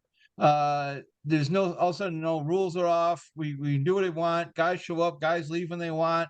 Uh, Practices are now not mandatory, even though they said they're mandatory. There's no penalties. Yeah. All right. But the one thing I was going to mention further, that was just in support of what both you and Jeff had to say. Uh, According to Bleacher Report, Jose Ramirez says Tim Anderson still hasn't responded to his many attempts to apologize for the fight and the things he said in the heat of the fight afterwards. So I can kind of see that. Anderson just being kind of again disrespecting the game, maybe. I mean, well, it's funny. you It's saw funny what now happened to because Puig. Anderson has a $14 million team option for next year, and that would have seemed pretty reasonable before this year, like it was going to happen. I don't know what the Oh, it ain't chances gonna are. happen now. 90% chance. He'll be a free agent after this year. Yeah, I mean, I'm I Oh don't assuming. yeah, for I sure, can't see them for bringing. sure. But supposedly he got in some sort of altercation with Grandal. I don't know if Grandal's a great guy, but this is Yeah. not an isolated thing. No, It's isolated no. for Not Ramirez, only but it's that, but not then isolated for when Berger left, when Berger got traded, they asked him his impression, and I only read this in one thing, and that was from one of the Miami papers. They said, "Well, how do you feel after leaving the Sox and coming up through the Sox?" He goes, "Better." Who was And it? what they said, Berger, Oh, from the Sox, the rookie-ish guy. no, I know him. And they said, "Better." Well, what do you mean? And he wouldn't elaborate. Yeah, smart. And Shouldn't have the said the better some of the either. Miami guys just took that as, well, we're on a winning team now, whatever. Yeah, he might not have meant because they're on a winning team. He might just meant No, because we're on a glad different he's out of attitude. that fucking locker room. Yeah, exactly. That's my point. Something These tells young me there's guys, two factions in that locker room. And I think, it could be like a lot of the Dominican and Cuban guys hang out together, and it's just, it's their side of it, and then it could be, the American side. Who knows? People lump up like that. these young I guys think it's need a gross. PR guy or their dad or somebody to tell them when you get traded to, like, I'm so excited to join the Marlins. That's it. Yeah, You know what I mean? Like, you don't have to say anything else. It's not good for you to, like, badmouth where you've been. I think we lost Chad. Oh, I thought he was really concentrating what I was saying. He's like, yeah. I really hear what you're saying, Lou. That's- oh, yep, we did lose him. Is he gonna come back? Yeah, he'll come back, right?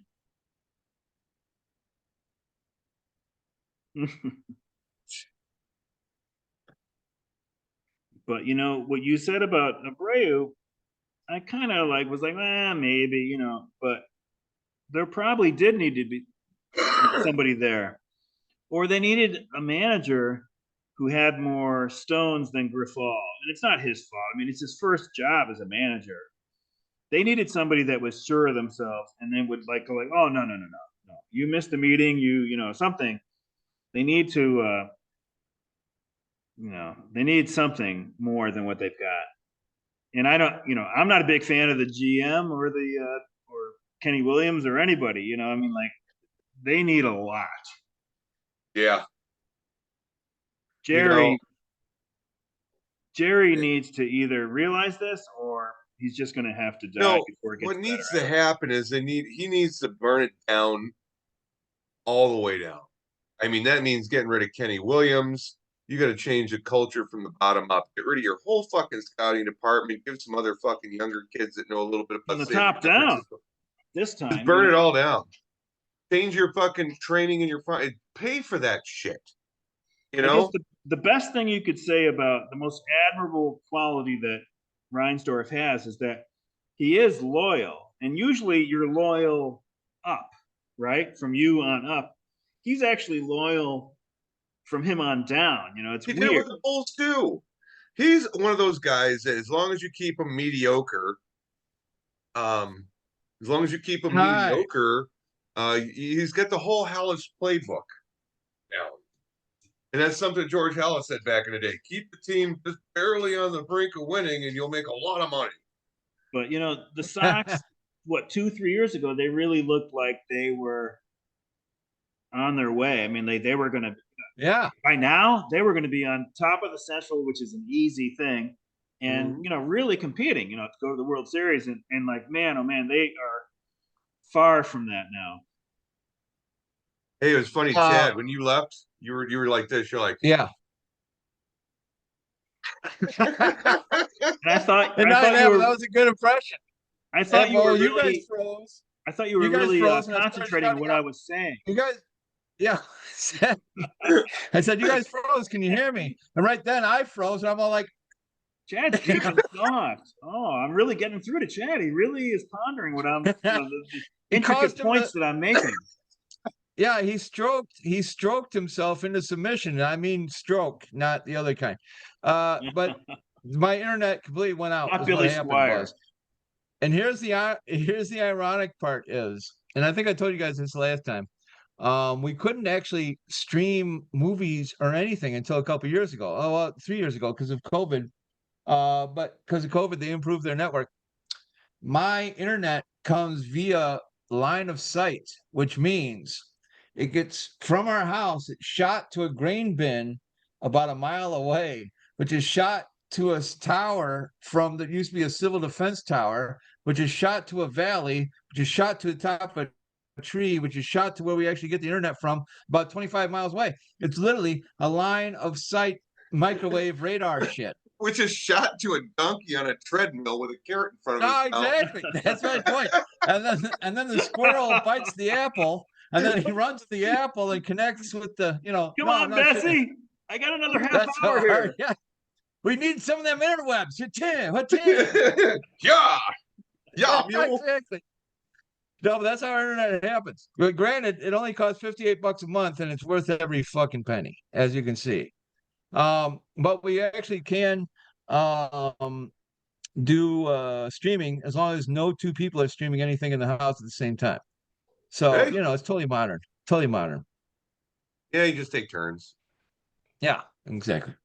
And we do. And when we had two teenagers here, that was different. But now that the kids are off at college, it's a different story. Well, they're not off at college right at this moment. They're actually counseling at that pinko left-wing social justice camp that they do. That sounds That terrible. old what? It's terrible. I'm indoctrinating them, grooming them for no. It's a camp where the old union guys used to get upset that all the Pittsburgh and Detroit steel barons and the head of the companies used to have all these kick-ass camps they sent their kids to up in Michigan. Well, the union guys got tired of that, so they founded their own camp in the 30s in central Michigan for all like the labor guys. And started off on that sort of thing. Jeff, I could see you're working on something. You got that little shitty grin No, on your face. it sounds like Camp CCCP or some shit. Yes. That's what I call it. Bill Lee was the baseball CCC, the old version of the NRA. Anyway, yeah, but it was formed at the same time, and I think probably Roosevelt gave money to it so it can get formed. I'm not kidding you. But Holy shit. it's a kick-ass camp. But it's funny you caught my wheel. You saw my cogs turning. Yes, I did. But in the 50s and the 60s, it started losing money and run out of steam. But then Folk Seas saw it and took it over. Pete Seeger not only helped it, he gave a bunch of his songs to them. Woody Guthrie was like their music instructor for 3 or 4 years. What? Woody Guthrie was their music instructor for 3 or 4 years. Bob Dylan spent a couple of years there. Then so on and so on and so on. And then they fell in hard times. They had good times, fell in hard times. Anyway, the camp counselors there, from them being just regular kids there, from the age of 3rd or 4th grade onwards. And now the camp counselors and just love it there. But it's called Circle Pines. If anybody out there in TV land What town is it? wants Midland to know or a good left-wing camp that is not too expensive for an overnight sleep camp, and is thoughtfully run, and with great counselors, etc. what town is it? Midland or Delton, which is like about hour and a half north of Kalamazoo, Kazoo. all right? I've got some militia friends I could send over there. No, and you go around there, I'm not shitting you. You're driving to the camp, and then it's like a double wide trailer with the stars and bars, right ironically below the red, white, and blue, which I still don't know if they figured out how the dichotomy of that works. But anyway, then you go, and the next one is don't tread on me. And the next one's like, no trespassers, shoot on sight. And the next one is like, all love is love, so they can't figure out what the fuck they're about up in that section of the world. So what's it but called mostly again? they're just to the right of Mussolini in that section of the world. It's called Circle Pines. Pines. That sounds like David Lynch's next project. Oh, if you go and see the place, he could do wonders there, as far as staging and scenes. He could do wonders. But it's a great little camp. But the kids are done on Wednesday, and I go pick them up then. Nice. Oh, speaking of which, I'm doing a sexy calendar. Not the ones you guys are hoping for. I'm doing a sexy calendar of farmers tomorrow night with a guy that's doing 100 farmers of Middle America is what it's called. And so that's why I kept the hair long, because the farmersonly.com digs that look. And Are you it's okay if you're nothing behind the goes on. camera, right? Yeah. No, I'm in front of the camera this time, not behind it. If it's an all male calendar, Chad, put me down for at least 2. I want one for the Right. wall and one for by the bed. Yeah, no, I was gonna say one for the shop where you can be alone. No, but it's about, and he told me he has a couple chicks on it. But it's this independent filmmaker who does a lot of work for both the government and also for I think Mutual of Omaha, of all people, sponsors of Wild Kingdom. It was one He of does their a lot of work for them, questions. and he's out here. Was one of their questions, Yeah, my turn-ons and do you turn-outs. mind working with other men on the same shoot? Well, I check the box, yes, because I work with other men all the time. I do, and don't mind it a bit. Uh, I take on all comers and I come on all takers. So it's one of those. Ooh, Uh, Ooh. but anyway, he's going to be in town tomorrow. ooh. Jeff, your face. Go on. Anyway, He's a bad uh, man. he's going to be in town tomorrow, and he's doing a farm thing with all kinds of different farmers. And I got a feeling that it's going to be a lot of square guys, like regular old farmers. But then also he wants to do different types of farmers, which I fall in that category. Again, no comment, Jeff. Thank you. But he was doing different types of farmers too. And maybe an organic farm, I think, is what attracted him rather than my other differences. Uh, and I'm doing that, and then Wednesday I go pick up the kids.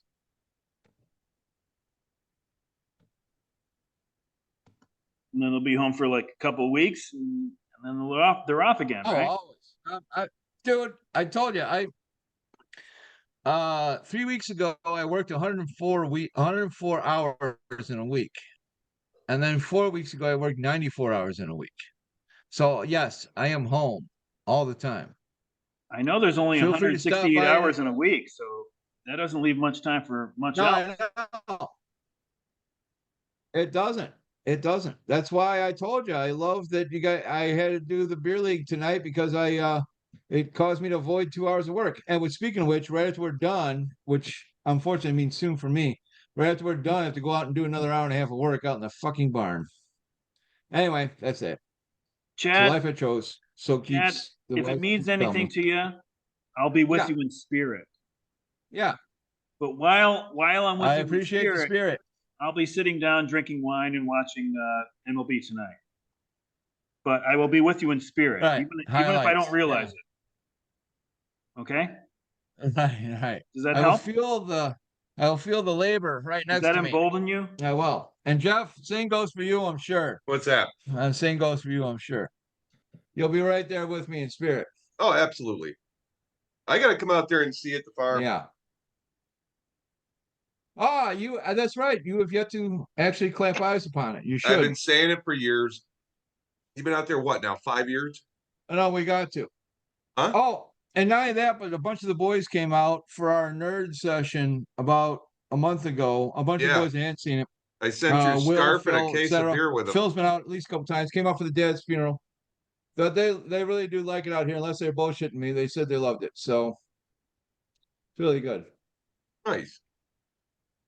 Well, I would love to come out there too, so next March, one guy, You're welcome anytime. I won't do any farm work, but I'll play the piano for you. And we have a Right. piano right there in the living Yeah. room. I'll do the baseball and So Students Dark's kind of more Escaping of a Reality pianee. theme for you, okay? Absolutely. But anyway, so this is the What are we looking at now here, buddy? this is the rookies sorted by WAR. Corbin Carroll should win the National League Rookie of the Year, and now Gunnar Henderson is ahead of Young, and probably that's going to continue because Young's going to be out for a while at least, right? Yeah. So Gunnar Henderson is actually the leader in the American League right now. And He's Luke coming up. Riley is Kid, not man. far behind him. he I was got two of not. those guys. When did he Not get not what called we're up? talking about in the top 20. When did Gunner get called up? Because he wasn't around the beginning of the year, right? It No, he was a wasn't. couple weeks in. No, I thought it was longer. But anyway, so the prediction here is it's going to be Gunner. He's already in the lead. National League pitchers, Kode Senga is top, but that's still only half of what Corbin Carroll has. In American League, Hunter Brown, that's still less than Gunner has right now. So Hey, though, I like Senga's looks. He has very Darvishy sort of stuff. yeah, To he me, looks good. anyway. He's been pitching better than he did in the beginning. So Yeah. I just think it takes, a little time getting used to the MLB compared to the Japanese leagues, which, speaking of which, that is still, by the way, my goal is to see at least 4 or 5 games over in Japan. I don't want to just see one and go, all right, that was cool. I want to see a bunch, like in a week, well, and just see, Jeff immerse was out. myself, as it were. Jeff was out in South Korea, and he watched a lot of baseball when Yeah. he was out there. No, I guess he didn't, but No, I didn't watch one goddamn game. I mean, I played a lot of softball, and I saw some Olympic stadiums that were still standing. That was Oh, from like that's the nice. '88. I mean, I was there in '89, and it was '88 Olympics were in South Korea. That's right. I forgot you were there. Yeah. So the stadiums were like fucking huge, and you'd drive by them on the way from one town to the next, and it was pretty cool. I enjoyed that my time there. To be honest with you, the food was fantastic. The first time I ever had a fucking like egg on a cheeseburger was in the streets of Osan, South Korea.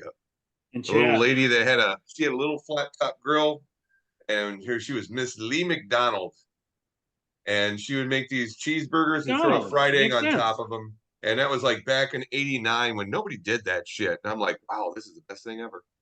And then all of a sudden I Fantastic. come back to the States and then people start doing that. Chad, Kuma's for one. Jeff Oh, yeah. Jeff peed in front of a lady. That's the other thing, too. They have like unisex bathrooms in some of these bars, And it was just like, I'm sitting there pissing in a hole and there's no divider or anything. There's just holes in the floor. And you just stand in front of one or whatever, whether you're taking a shit or fucking like pissing or whatever. It's I'm Wrigley, pissing, but more primitive. I'm pissing in the hole. And this girl walks in, one of the little panty dancers and shit. She walks in and fucking just squats over the next hole and looks up at me and smiles. I'm like, what the fuck? Yeah. Oh, like, what the fuck is going on here? Jeff didn't know whether to That like was tip like her or look the other way or that was like 2 weeks after I got into the country. Yeah, that's a little culture shock. Yeah, Just tiny bit. a little bit. Tiny bit. And the other thing too is they didn't regulate their alcohol like we do over here. I mean, one bottle could be like fucking 18 fucking percent. The next bottle could be 4.5. Yeah, So like I did soju a or whatever, you're fucking around with that shit. Oh, you can go from fucking feeling great to being fucking bombed in 2 drinks. so I I think went to did a quick job for newspapers in up by that direction. It's the only time I was in Southeast Asia, and it was literally only for 40 hours. And the first night I was there, I was a very good boy, fantastic food. Went back out to my newspaper job. Went back the next morning for lunch. They're like, "Hey, let's just have a couple drinks." Hey, well, I'll stick to beer to make it be nice and safe. The first one is like, "Oh, this is cat's milk. This is just like utterly lovely, smooth, and delicious." Second one, I'm like, "Hey, and who the fuck are you?" It's like I'm like, I lost it in 2 beers. Within 2 beers, and my tolerance is pretty good, but I'm pretty sure the second one was like 18%, 16%. It was some outrageous stuff. And again, even though we went out for lunch, that beer was our only lunch. So Yeah. I just got hammered. I see think I had a hard boiled egg, and that was it. weirdly, I would think that the risk would be to have the beer that didn't have much alcohol. Because then you're drinking a beer and you're not getting as fucked up as you think you would be, like and that Yeah. to me that's the biggest risk, Well, mine was probably column A, column B. I probably had a totally low alcohol one, and number two ended up just being the hammer. So, but anyway. Oh, All right, dear brothers. I'm sorry to say, but I have to call it due to work. Um, I love you both. Make sure you stop back by. Good luck to your team and good luck to your real life teams and your fake teams. Now, Chad, And by what? will you be able to come on? We're going to double up the last 3 weeks here in August. We're going to Two double guys up. per? Will you be able to come back on in 2 weeks? 3 weeks? Unless I always have work, but unless it's work that can only be done that night, yes, one of those times I can. I'm not going to promise anything, but me being a former dungeon master nerd type guy, I'm going to put the chances at 63.5%. Okay, I'll get out my 10 it sided won't be dice and next roll it week. out for you. It won't be next week because you were just on. But Right. 2 or 3 weeks from now, we'd like to have you back on. I will still stick to my number of 63.5%. So I'll roll my 10 sided dice and we'll see what the fates and Gary Okay. Gygax has determined. But there's also going to be another member of the league with you, or maybe two. Oh yeah, no, I understand. I like holding a member in each hand, so Oh, go skiing. Woo! no, we've already went there. I'm just keeping it going. We've already gone there. Anyway, love both of you guys and your members, and Oh hopefully boy. hopefully your teams do quite well. Jeff, you got a lot of ground to make up, and I'm sure you're going to. Lou, maintain your dominance. I like to see the My second Lucifer. place dominance? Yes. No, well, it's Satch, we already talked about that. I'm just saying maintain your secondness, you know. Well, I got news for Kimmler and Yeah, Sean and Spear and all those guys. I ain't going anywhere. yeah, that's the I am attitude I want finishing to hear. second to Satch, for God's sake. I am going to be first loser. No, absolutely. No, you're second on the league, you're first in our hearts, so just make sure to have that Mets attitude. You don't need to win, you just need to be good. Give me any Um money, buddy. no, yeah, money. Yeah, you deserve it. All right, love you guys. Talk to you soon. All right, buddy. See you later. All right, Feel free Farmer to reach Hack. out in real life. Take care. All right. See ya. Bye-bye. He's still there. Yeah. I know. I'm punching the line. Be Is real trying to quick. match his Real quick. buttons. Real. Oh, there he is. That's how you get him off. Say, hey, I need to ask you one more thing. Well, we didn't even go over like the top players or anything like that, but it's getting a little boring, right? It's the same guys. We know Same, who's yeah. good. Well, we could do that every other week. I mean, we We know talked who's about some good. I fun mean, stuff. half of them are on Satch's team, and the other half are spread, equitably among the remaining 10 teams. Dude, that bottle lasted me like 7 or 8 podcasts. It was a couple of weeks ago. I opened a box. This is 4 bottles of wine, and I was really curious. I've never really kept track of it.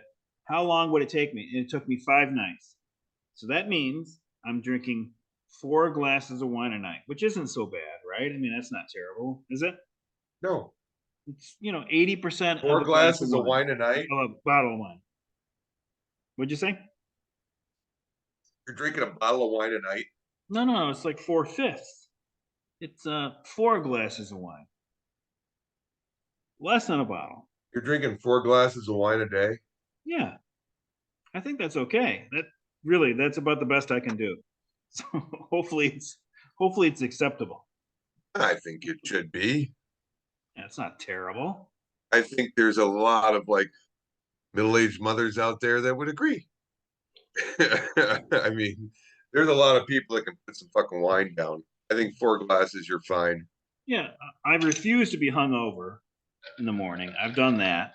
I'm in my late 50s now, so I've had many hungover days, and I'm not willing to do that anymore. I'm also not willing to wake up at 3 in the morning like parched, like I'm been walking through the desert or something. So. Oh yeah, I remember those days. Especially if you make a frozen pizza and eat it before you go to bed, Yeah, and you like that salt in that's there. why It fucking makes it even worse. I use a tiny glass and I fill it with ice.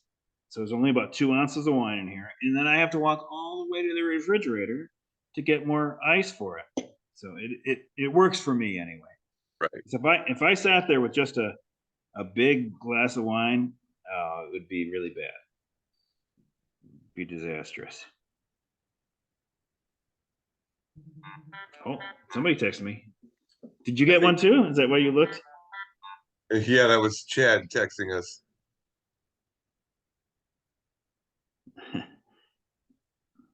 Yeah. Next time. All right, Chad. Next time. You Save share. it for the 63% day. Yeah.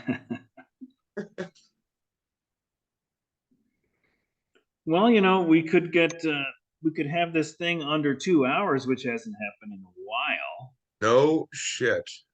And I laugh at, like, originally I thought this thing would be like an hour and 20. I thought that would be best. And we've hardly ever done that. When it was just the two of us, we were under that. Usually between like 5 and 7 o'clock, I fucking just start making a Word doc of notes. And today I didn't have time at all. I have like so much fucking work. I think we Kind of talked bled about over into I didn't get done really working until about 6:30. Then I had to make dinner. I think we And talked about all the important things. I mean, I guess if we really dove into the trade deadline moves, like, I would say that, like, the Diamondbacks should have gotten a starting pitcher. Like, yeah, just obvious things like that. And maybe even the Cubs, right? I mean, I don't know, but it's Cubs probably probably could have if they could. I don't know if they had enough they'd want to give up. I mean, to get a proper starting pitcher, like I mean, somebody's going to actually help. I don't think there's a whole lot out there, to be honest with you. yeah. I mean, It they was just weren't going pretty. to It get. was a pretty uneventful, like trade deadline. To be honest with you, I thought there was I a mean, lot of moves, though. I thought it was well, pretty you did eventful. because you're a Mets fan, and they were Yeah, we unloading. traded like what, 4 or 5 guys. Right, right. So, but like for the Cubs, they brought like Candelario was a great pickup, and he has been on Yeah, fire since he came with the he's Cubs, a and gagger. I love him. I love him. the guy is, and he seems like a good guy. I mean, you just watch him out there on the field and shit, and watch him like, his expressions and stuff when he's on the bases and stuff. He seems like a good guy. And here's a funny thing too, is I saw him play third base when he was in single A. We were out at the King County Cougars game. I think it was me and Larkin. And we saw Vogelbach playing in Almora, and Candelario was the third baseman.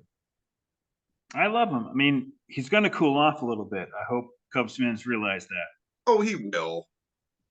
He This year's will. a He'll little he'll bit go through above. his bout just like everybody else, but This year's a little bit above his level, but it's been what good. or is it the start of a fucking like late bloom? I mean, how old Probably is he? not, but yeah, maybe. I mean, Well, let's take a look at how old he is real quick.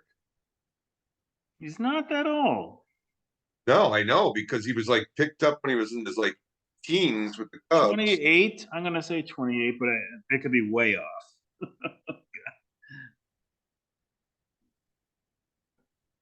Debuted at 22. He's 29. He's going to be 29. 30 Okay. at Oh, at least I wasn't way off. That's nice. yeah, he's going to be I'm 30 at happy. the start of next year. Well, actually, November 24th, he turns 30. But still, I mean, he can put in 5 good years. He's a career, well, he's batting 275 this year. His career hitter of 246. Hmm. His OBP's up this year. His slugging percentage is up. His OPS is way up. So, no, he's having a good year. And hopefully this is just him coming into his own and being happy where he's at and just starting to play fucking good and getting with some good guys. You've seen that happen a lot. I mean, it's kind of like, Aramis Ramirez when he was with the Pirates and then he came over to the Cubs. Yeah. He was with the Pirates for like 3 years or some shit.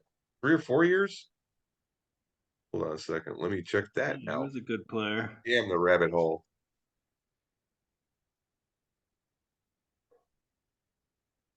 So you're not really 50-50 Cubs Sox, right? I mean, I know you root for both of them, but you're more Cubs, right? I just don't think the Sox ownership takes it seriously about their team, and that's fucking bumming me out right now, to be honest with you. But what are you in your heart? Are you? I mean, you're South Side, so you would you could be more Sox than Cubs, but maybe you've been up in the north side so long that maybe you're No, more well, the way it Cubs. worked out is like my dad was a baseball player. He didn't make it to the pros or anything. He had tryouts with the White Sox. He's been in like a farm systems and stuff like that, but he never really made it to the show. He never got his cup of coffee. But when he was a cop, he would come home and like when I got home off of school, afternoon the Cubs game was fucking finishing up. We'd watch the last 3 innings together. After I got out of school, he was getting off work. Boom, we just got there at the same time of the house, watched the last 3 innings together, and then at night we watched the White Sox.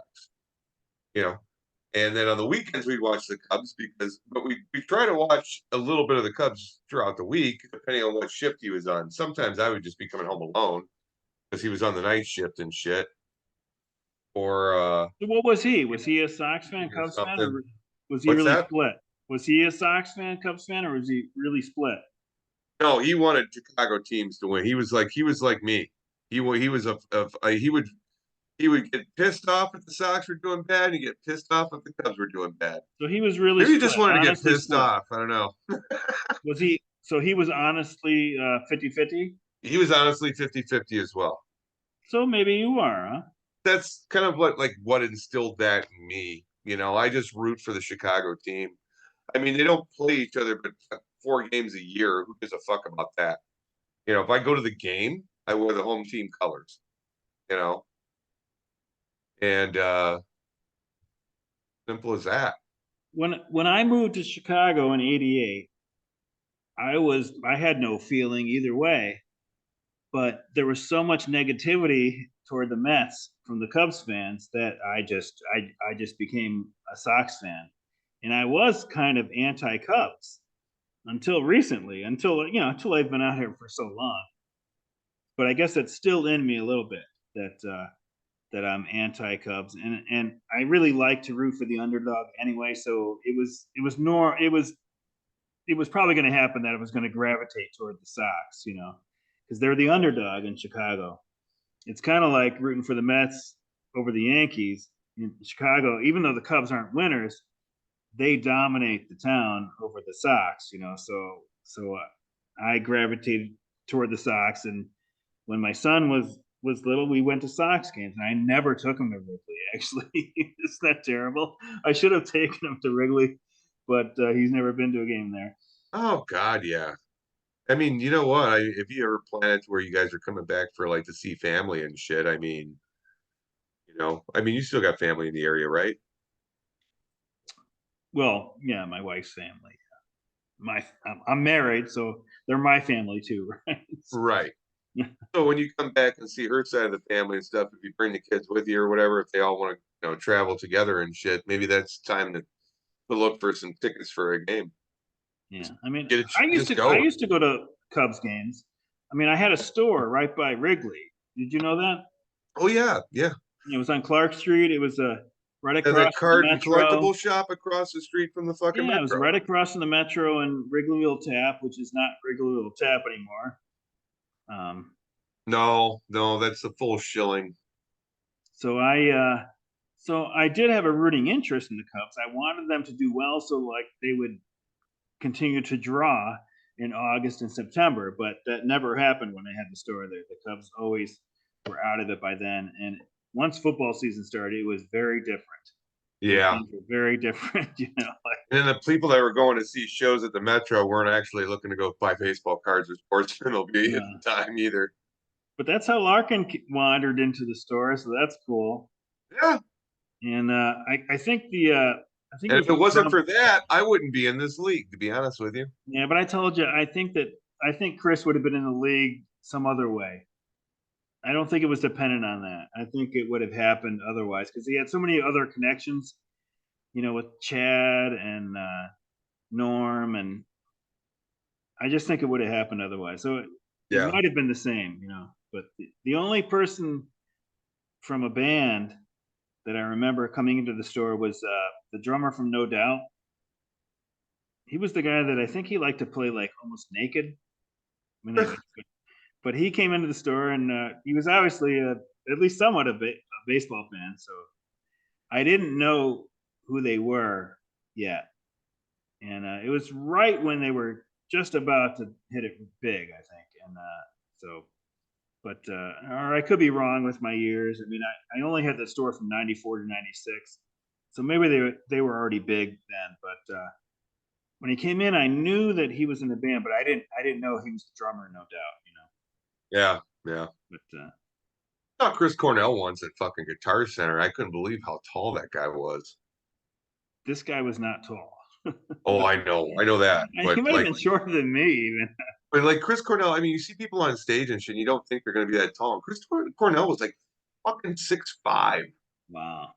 Either that or he had like high heel boots on. He was at least 6'3". I And know maybe he had people can't tell from watching this podcast, but I'm actually only 4'11", and so a lot of people, even Michael J. Fox, towers over me. So Tom Cruise. I mean, these guys. he made tower over you, but you just shake it off, right? Wah wah. Ooh, Well, cheers. yeah, It's like my drink is starting to look like your drink. It's starting to look like wine. yeah. But let's clink the glasses.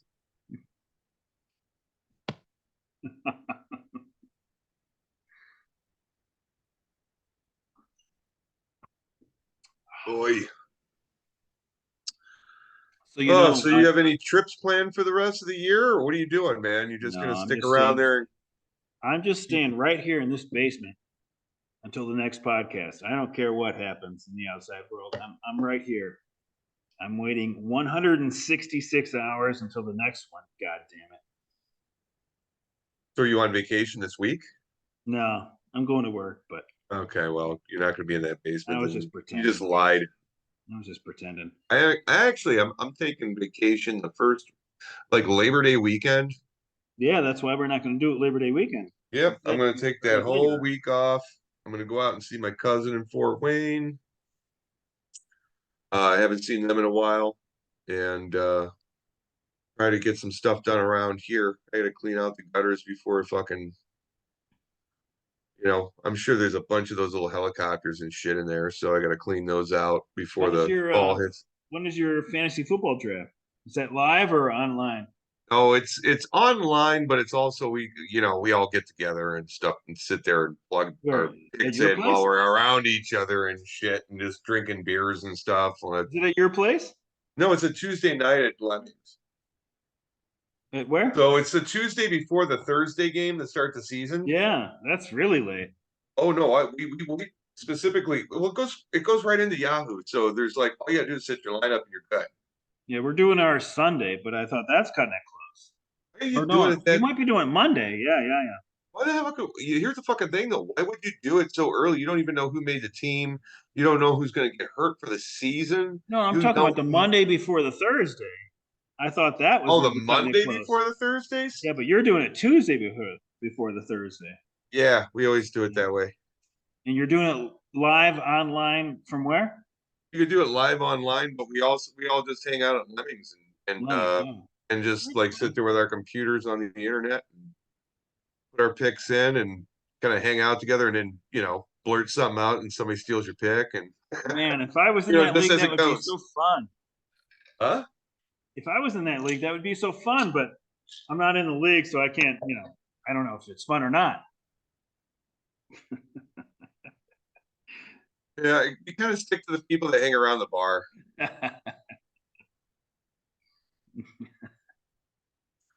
Oh, what are you gonna do? It's funny. Fantasy football, I usually do pretty well, and I care like 1% as much as I do about baseball. So all the extra effort and caring about it, like, doesn't help. It's luck, don't you think? Pretty much. I mean, the problem is we already picked our the way the draft is gonna go in our league. See, here's the thing with my league, it's just a reset You're every year. first. You're number one. Yeah, I got the first fucking Yeah. pick. Can you I think trade I it? talked about that last week. No, I'm not gonna trade it. I mean, what would you trade it for? Here's the thing is we don't really no, we don't really do trades like with picks and shit. It's just everything's a reset. It's just a free, easy, clean $50, no keepers. All right. No keepers, a random draft. It's just random. Doesn't matter where you finished the year before, whatever, you know, and it pays out 4 spots. Jeff, I know this is not baseball, but I'm going to give you a little advice. What? Would you consider first overall, take a team defense, man, because We do have team defenses. you take a team defense first overall, and No. people wouldn't be expecting that. Yeah, okay. You'll catch them by I've surprise. done stupid shit before, but it wasn't that stupid. Like take a quarterback in the second round. I told somebody, this is like 20 years ago, but I said, whoever takes the kicker first in your league is a dumbass. I've got to I get the don't best care. one. I've got to get the best one as points wise from what I see in my magazine.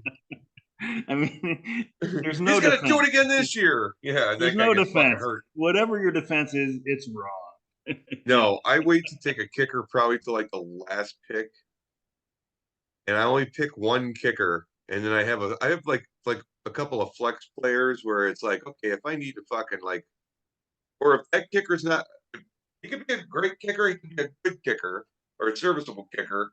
Whoever I pick up for him is probably going to be my kicker for the next 5 fucking games because it's like I'm not playing a fucking kicking game. They're going to give me what they get or whatever. You just want a kicker that's going to be on a team that can move the ball a little bit, but not move the ball too well. I mean, basically, I take a kicker, I take a defense and then a kicker. Those are my last 2 rounds of the draft. And then Well, I take a defense before that because I want. I take a defense and a kick. Well, it depends what your Really, scoring there's a system few is. out there that'll actually fucking put it up for you. It depends what your scoring system is, obviously, but Right. I'll take a defense and a kicker last 2 rounds. And when the defense has a bye week, I drop the defense. You know what I mean? Yeah. And then I drop the kicker. You know?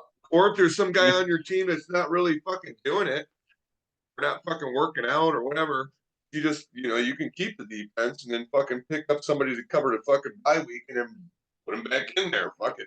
Because I mean, do you want to burn an option to take like a second defense or second kicker? I mean, like Just for 1 week? You should Gives be a shit. As long as taking. you fill out as long as you're happy with your lineup, who cares? You should be taking another option. I'm talking the draft. You should be taking another option at running back and wide receiver. You're going to need those guys. You're going to, if we're in wide receiver, I think you guys have 3 wide receivers. That's 3 weeks that you're going to have a bye week. Well, here's the thing. You need a good 4th wide receiver, and you probably need an option for a 5th wide receiver. I'm thinking right now that when it comes down to it, I'm going to have to probably pick up, like first pick is probably going to have to be Christian McCaffrey for me. Everybody's like, what? Just Justin Jefferson? Well, fucking McCaffrey is fucking, he can run for 1,000 yards and he can almost receive for 1,000 yards for PPR. But So then it's like around the 9th 49ers. round or so, you got to be taking a backup running back, because McCaffrey will be hurt by week 3, and you'll be complaining about, damn, I can't believe McCaffrey got hurt. Like, I know he's been hurt for 5 straight years, but it's a snake draft, so it's like I'll be picking 24th. So yeah, I'll be picking like 24th and taking the best running back on the board, and going wide receiver right afterwards. I'll get 24, 25. That's about the only way I know how to go.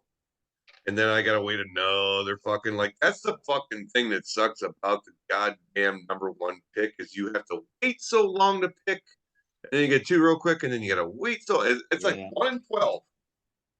Fuck. Well, those first 3 picks, Doesn't work well with my ADHD. you gotta have running back, wide receiver, quarterback, or 2 running backs, wide receiver, or 2 running backs and a quarterback. You got to have,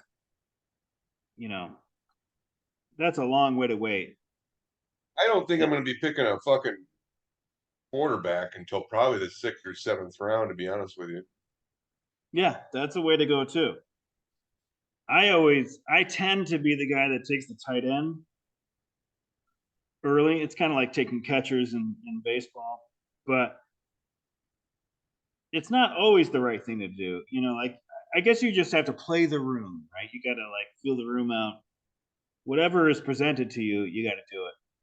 But Right. if you take McCaffrey as your first running back, you've got to be about like the first guy to take a backup running back, first guy to take running back number 3, because the chances of him lasting the whole year are real slim, right? I mean, I've taken him too. He's great.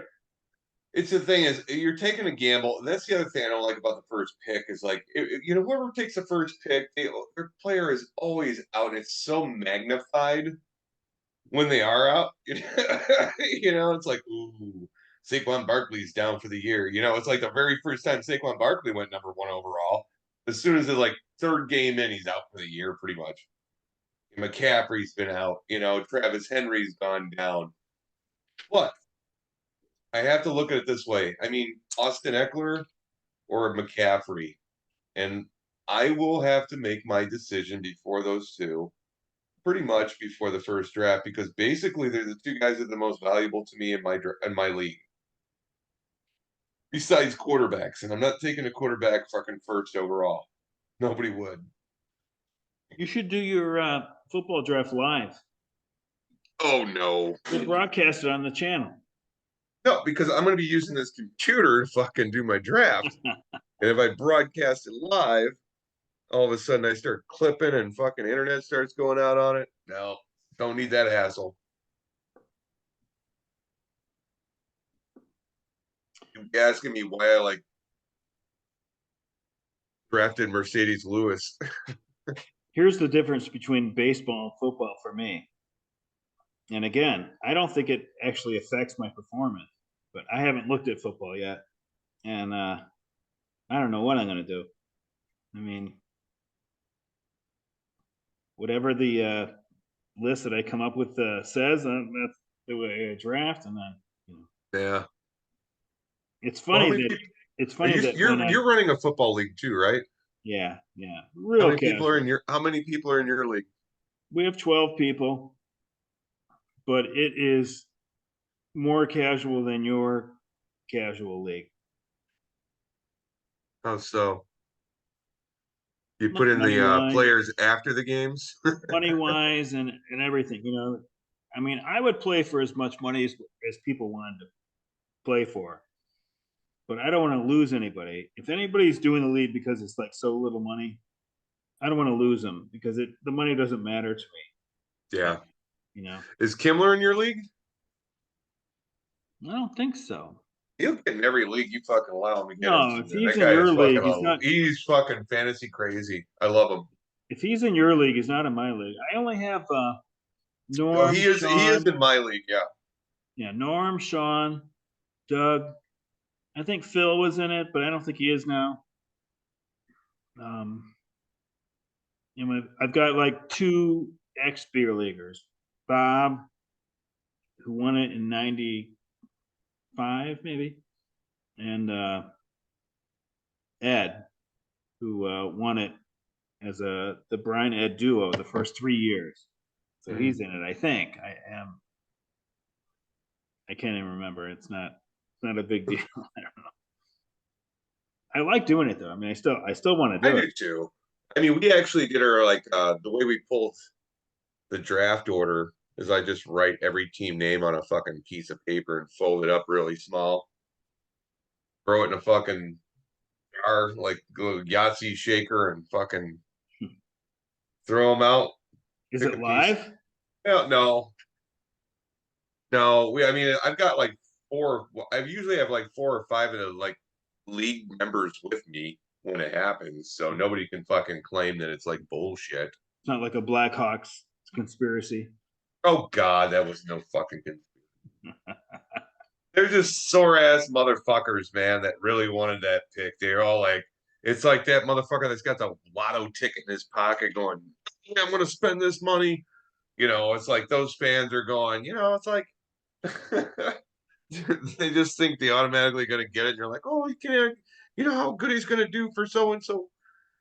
Oh, they're just, people are sore losers. Sorry. don't want to sound pompous or anything like that, but um, the Blackhawks just had their number called. They got lucky. Simple as that. And I love it because when it comes to beer sales and us selling, my team selling in that area, boom. I mean, if they have a good year and people are going to the fucking game, they're going to pregame before they go in there because they know they're going to have to pay. They're going to pay less at the bar than they will inside there. Huh. Makes sense. Oh, yeah, there's going to be a really cool bar opening up close to. I can't really talk about it yet,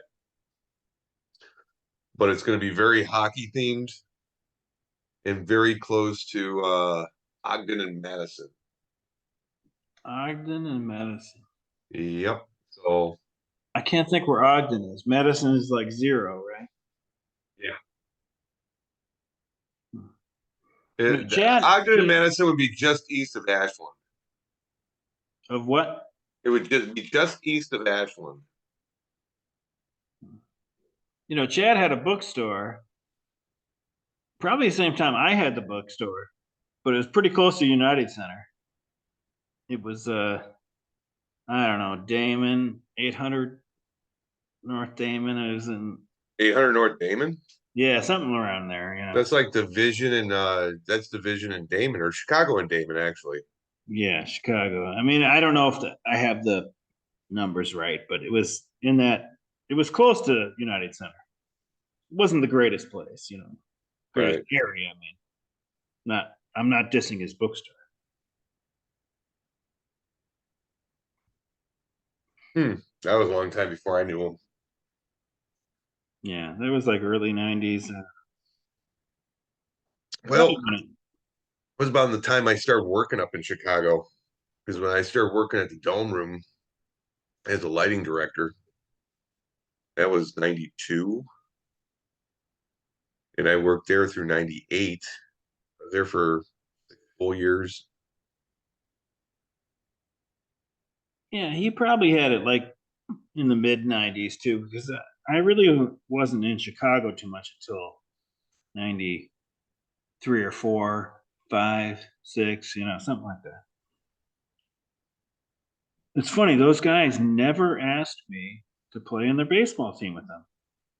They sized me up and they were like, "This, no, no, we're not asking him." Did you play baseball at a pretty competitive level at one point or I another? don't know. I was fine. I was fine. I played. You know, I played until like freshman year of high school. And I wasn't great. I mean, I could throw. My arm was good. I was a good fielder. My hitting was sort of shitty, I guess. But you know what I mean? Like we played. Oh, I should have. Geez, who should I talk to about this? We played in '96. We played a softball game as a league against um, a guy in the league. His name was Stu, and he was a overweight guy. He pitched for that team. He weighed well over 300 pounds.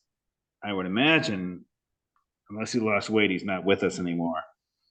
But he was in the beer league, and there was other guys in the beer league that play with him, and we played against them. Softball team. I figured Stu was pitching. He weighs 350 pounds at least. Really was an obese guy. I can't stress it enough. And Man. we put together a team with the league. But I was really surprised. I'm not going to name names because there's only one name. I just find it fascinating that he was like a huge obese guy and his name was Stu. Yeah, well, Stu was friends with Ed. Ed's sister married Keith Knuter, and he might have been in the bear league. I can't remember. I can barely It remember. was. But No, I started 2007. Yeah, this is 90, early 90s. Yeah, I have no idea who you're I was talking. in I was in a hockey league with these guys, fancy hockey league. But anyways, in 96 or 5, could have been 5, 95. I think it was 96 though. Yes, I know it was 96.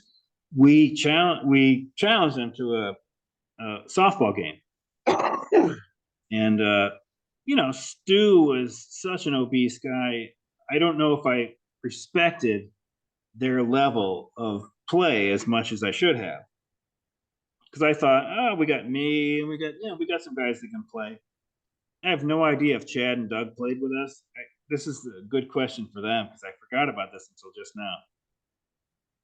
But we played about 2 innings against them, and we lost horribly, like 20-1 or 37-1. I mean, it was really bad. It's like you guys played for 2 hours and like, okay, we're not even in the third inning. Let's call this Yeah. shit.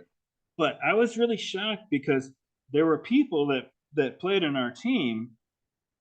I thought that the lowest level of play would be like my level of play, which is like, competent play. I mean, I can throw, I can catch, I can hit a slow pitch, but it was not like that. There was one guy especially in particular that I was really shocked at how horrible he was You at saw in baseball. his swing. It was just like he couldn't throw. You can tell when somebody can throw. I was like, oh my god, I didn't know. I had no idea. I thought that I thought it was just like me. Like some guy that's not going to impress anybody. But it gets worse than that occasionally, right? Oh yeah, that's the So lupus. yeah, The lupus effect. it was really bad, because I'm not like that. I can throw, I can catch. My arm looks, you know, normal. I mean, I can throw far. Well, I could. I'm almost 60 now, so I don't know what I can do now. But I always played on like the very competitive leagues and shit. I got like locked into that a long time ago. Even going through the Air Force and stuff. It's like even when I stopped playing baseball in high school, went through the Air Force. Everything switched to like in Florida, it was actually fast pitch softball and slow pitch softball. Fast pitch softball was fucking fun, actually. It all rises, so you gotta fucking like it's a totally different way of hitting. And then slow pitch softball is, in the South, that's fucking the 12-inch slow pitch softball is very fucking huge. And I played in some very competitive leagues in North Carolina, played some in very competitive leagues in Florida, uh, played in very competitive leagues in the Korea when I was in the Air Force, and moved around a little bit playing games for them. And then it's like, when I got to Chicago, actually, playing a little bit here and there. But when I got to Chicago, I actually hooked up with some people that were doing co-ed teams and men's teams and stuff like that. And we were playing fucking A division, player sports stuff over in Clarendon Park. And man, I'll tell you what, there's some good players. Like that's where all the good 12-inch players go in Chicago. But like, I mean, with our co-ed team, we had like a professional women's team that Jenny Finch was like the pitcher on in Schaumburg, the Schaumburg Flyers back in the yeah, day. I s- All right, well, I their saw left them on center, TV.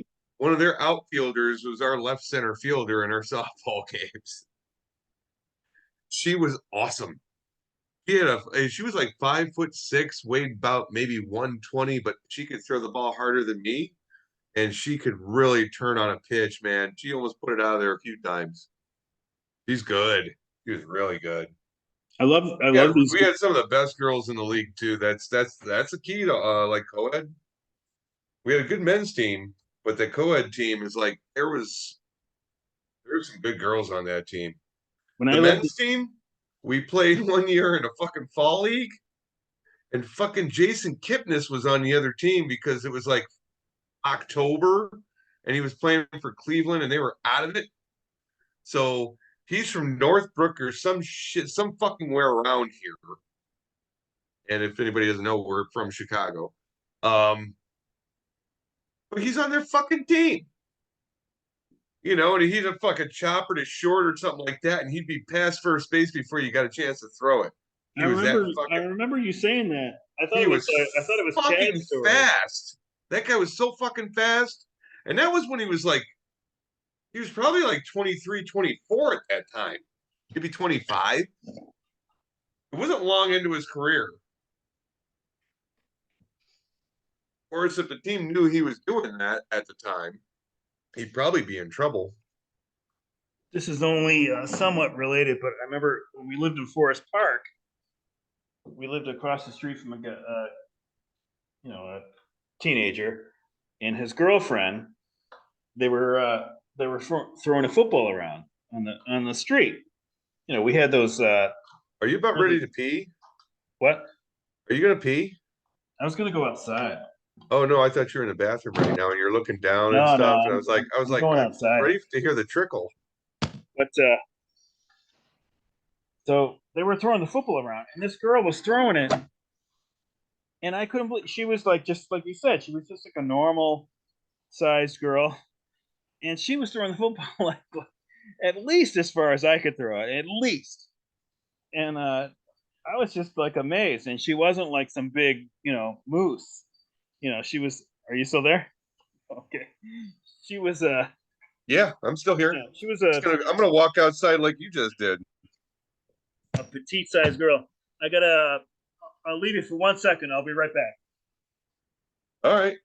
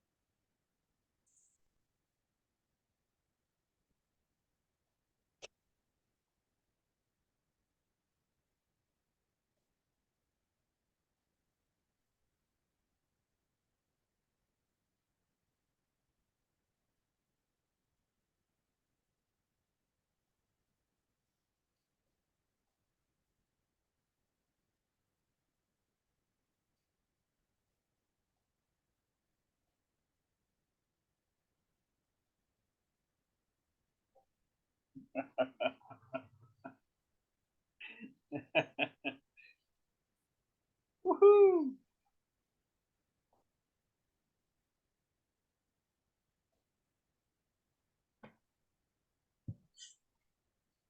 Now I realize why you should go when there's a guest still with you. It's much less conspicuous.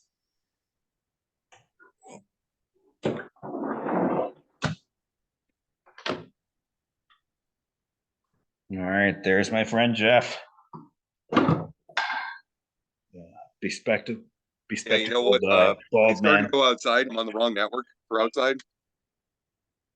What is So it? I couldn't like jump networks or else I would have like lost you. I think you stayed on the whole time. I did because I just stopped myself from going. I was gonna go all the way outside. Oh, And you were just in the doorway. yeah, now I'm in the kitchen.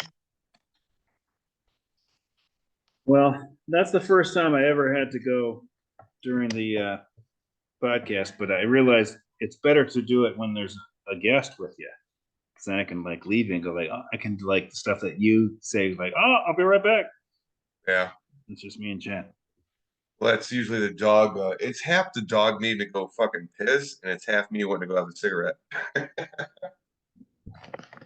So, anywho, I think I'm done for the night. What are you? Yeah, where are you right now? You're back in the room? No, I'm in the kitchen. Oh, okay. All right, Jeff. Well, good Well, luck and that was fun. good luck, and then we'll figure out next week. It's going to get different. Yeah, I mean, we were gonna do two. Um, text me who you're thinking about, like putting on. It'll be a Yeah, complete yeah. surprise for everybody. Okay. We'll go 2-2-3 if everybody can make it. Yeah, hopefully. Besides Steiger and Norm, of course. Maybe the three and three. When we do the three, we've got everybody who's kind of in contention. Maybe if they can all show up at the same time, that'd be kind of fun. And then we'll You know? figure out after it's over. We'll figure out some. Doesn't have to be Monday. It could be a night when there's no games, which would probably be after the World Series, but who knows? Maybe. What about doing it while watching the Sunday night game Yeah, maybe. I, I don't. and just commenting on what's going on with the game? Yeah, we'll see. Yeah, that's not a bad idea.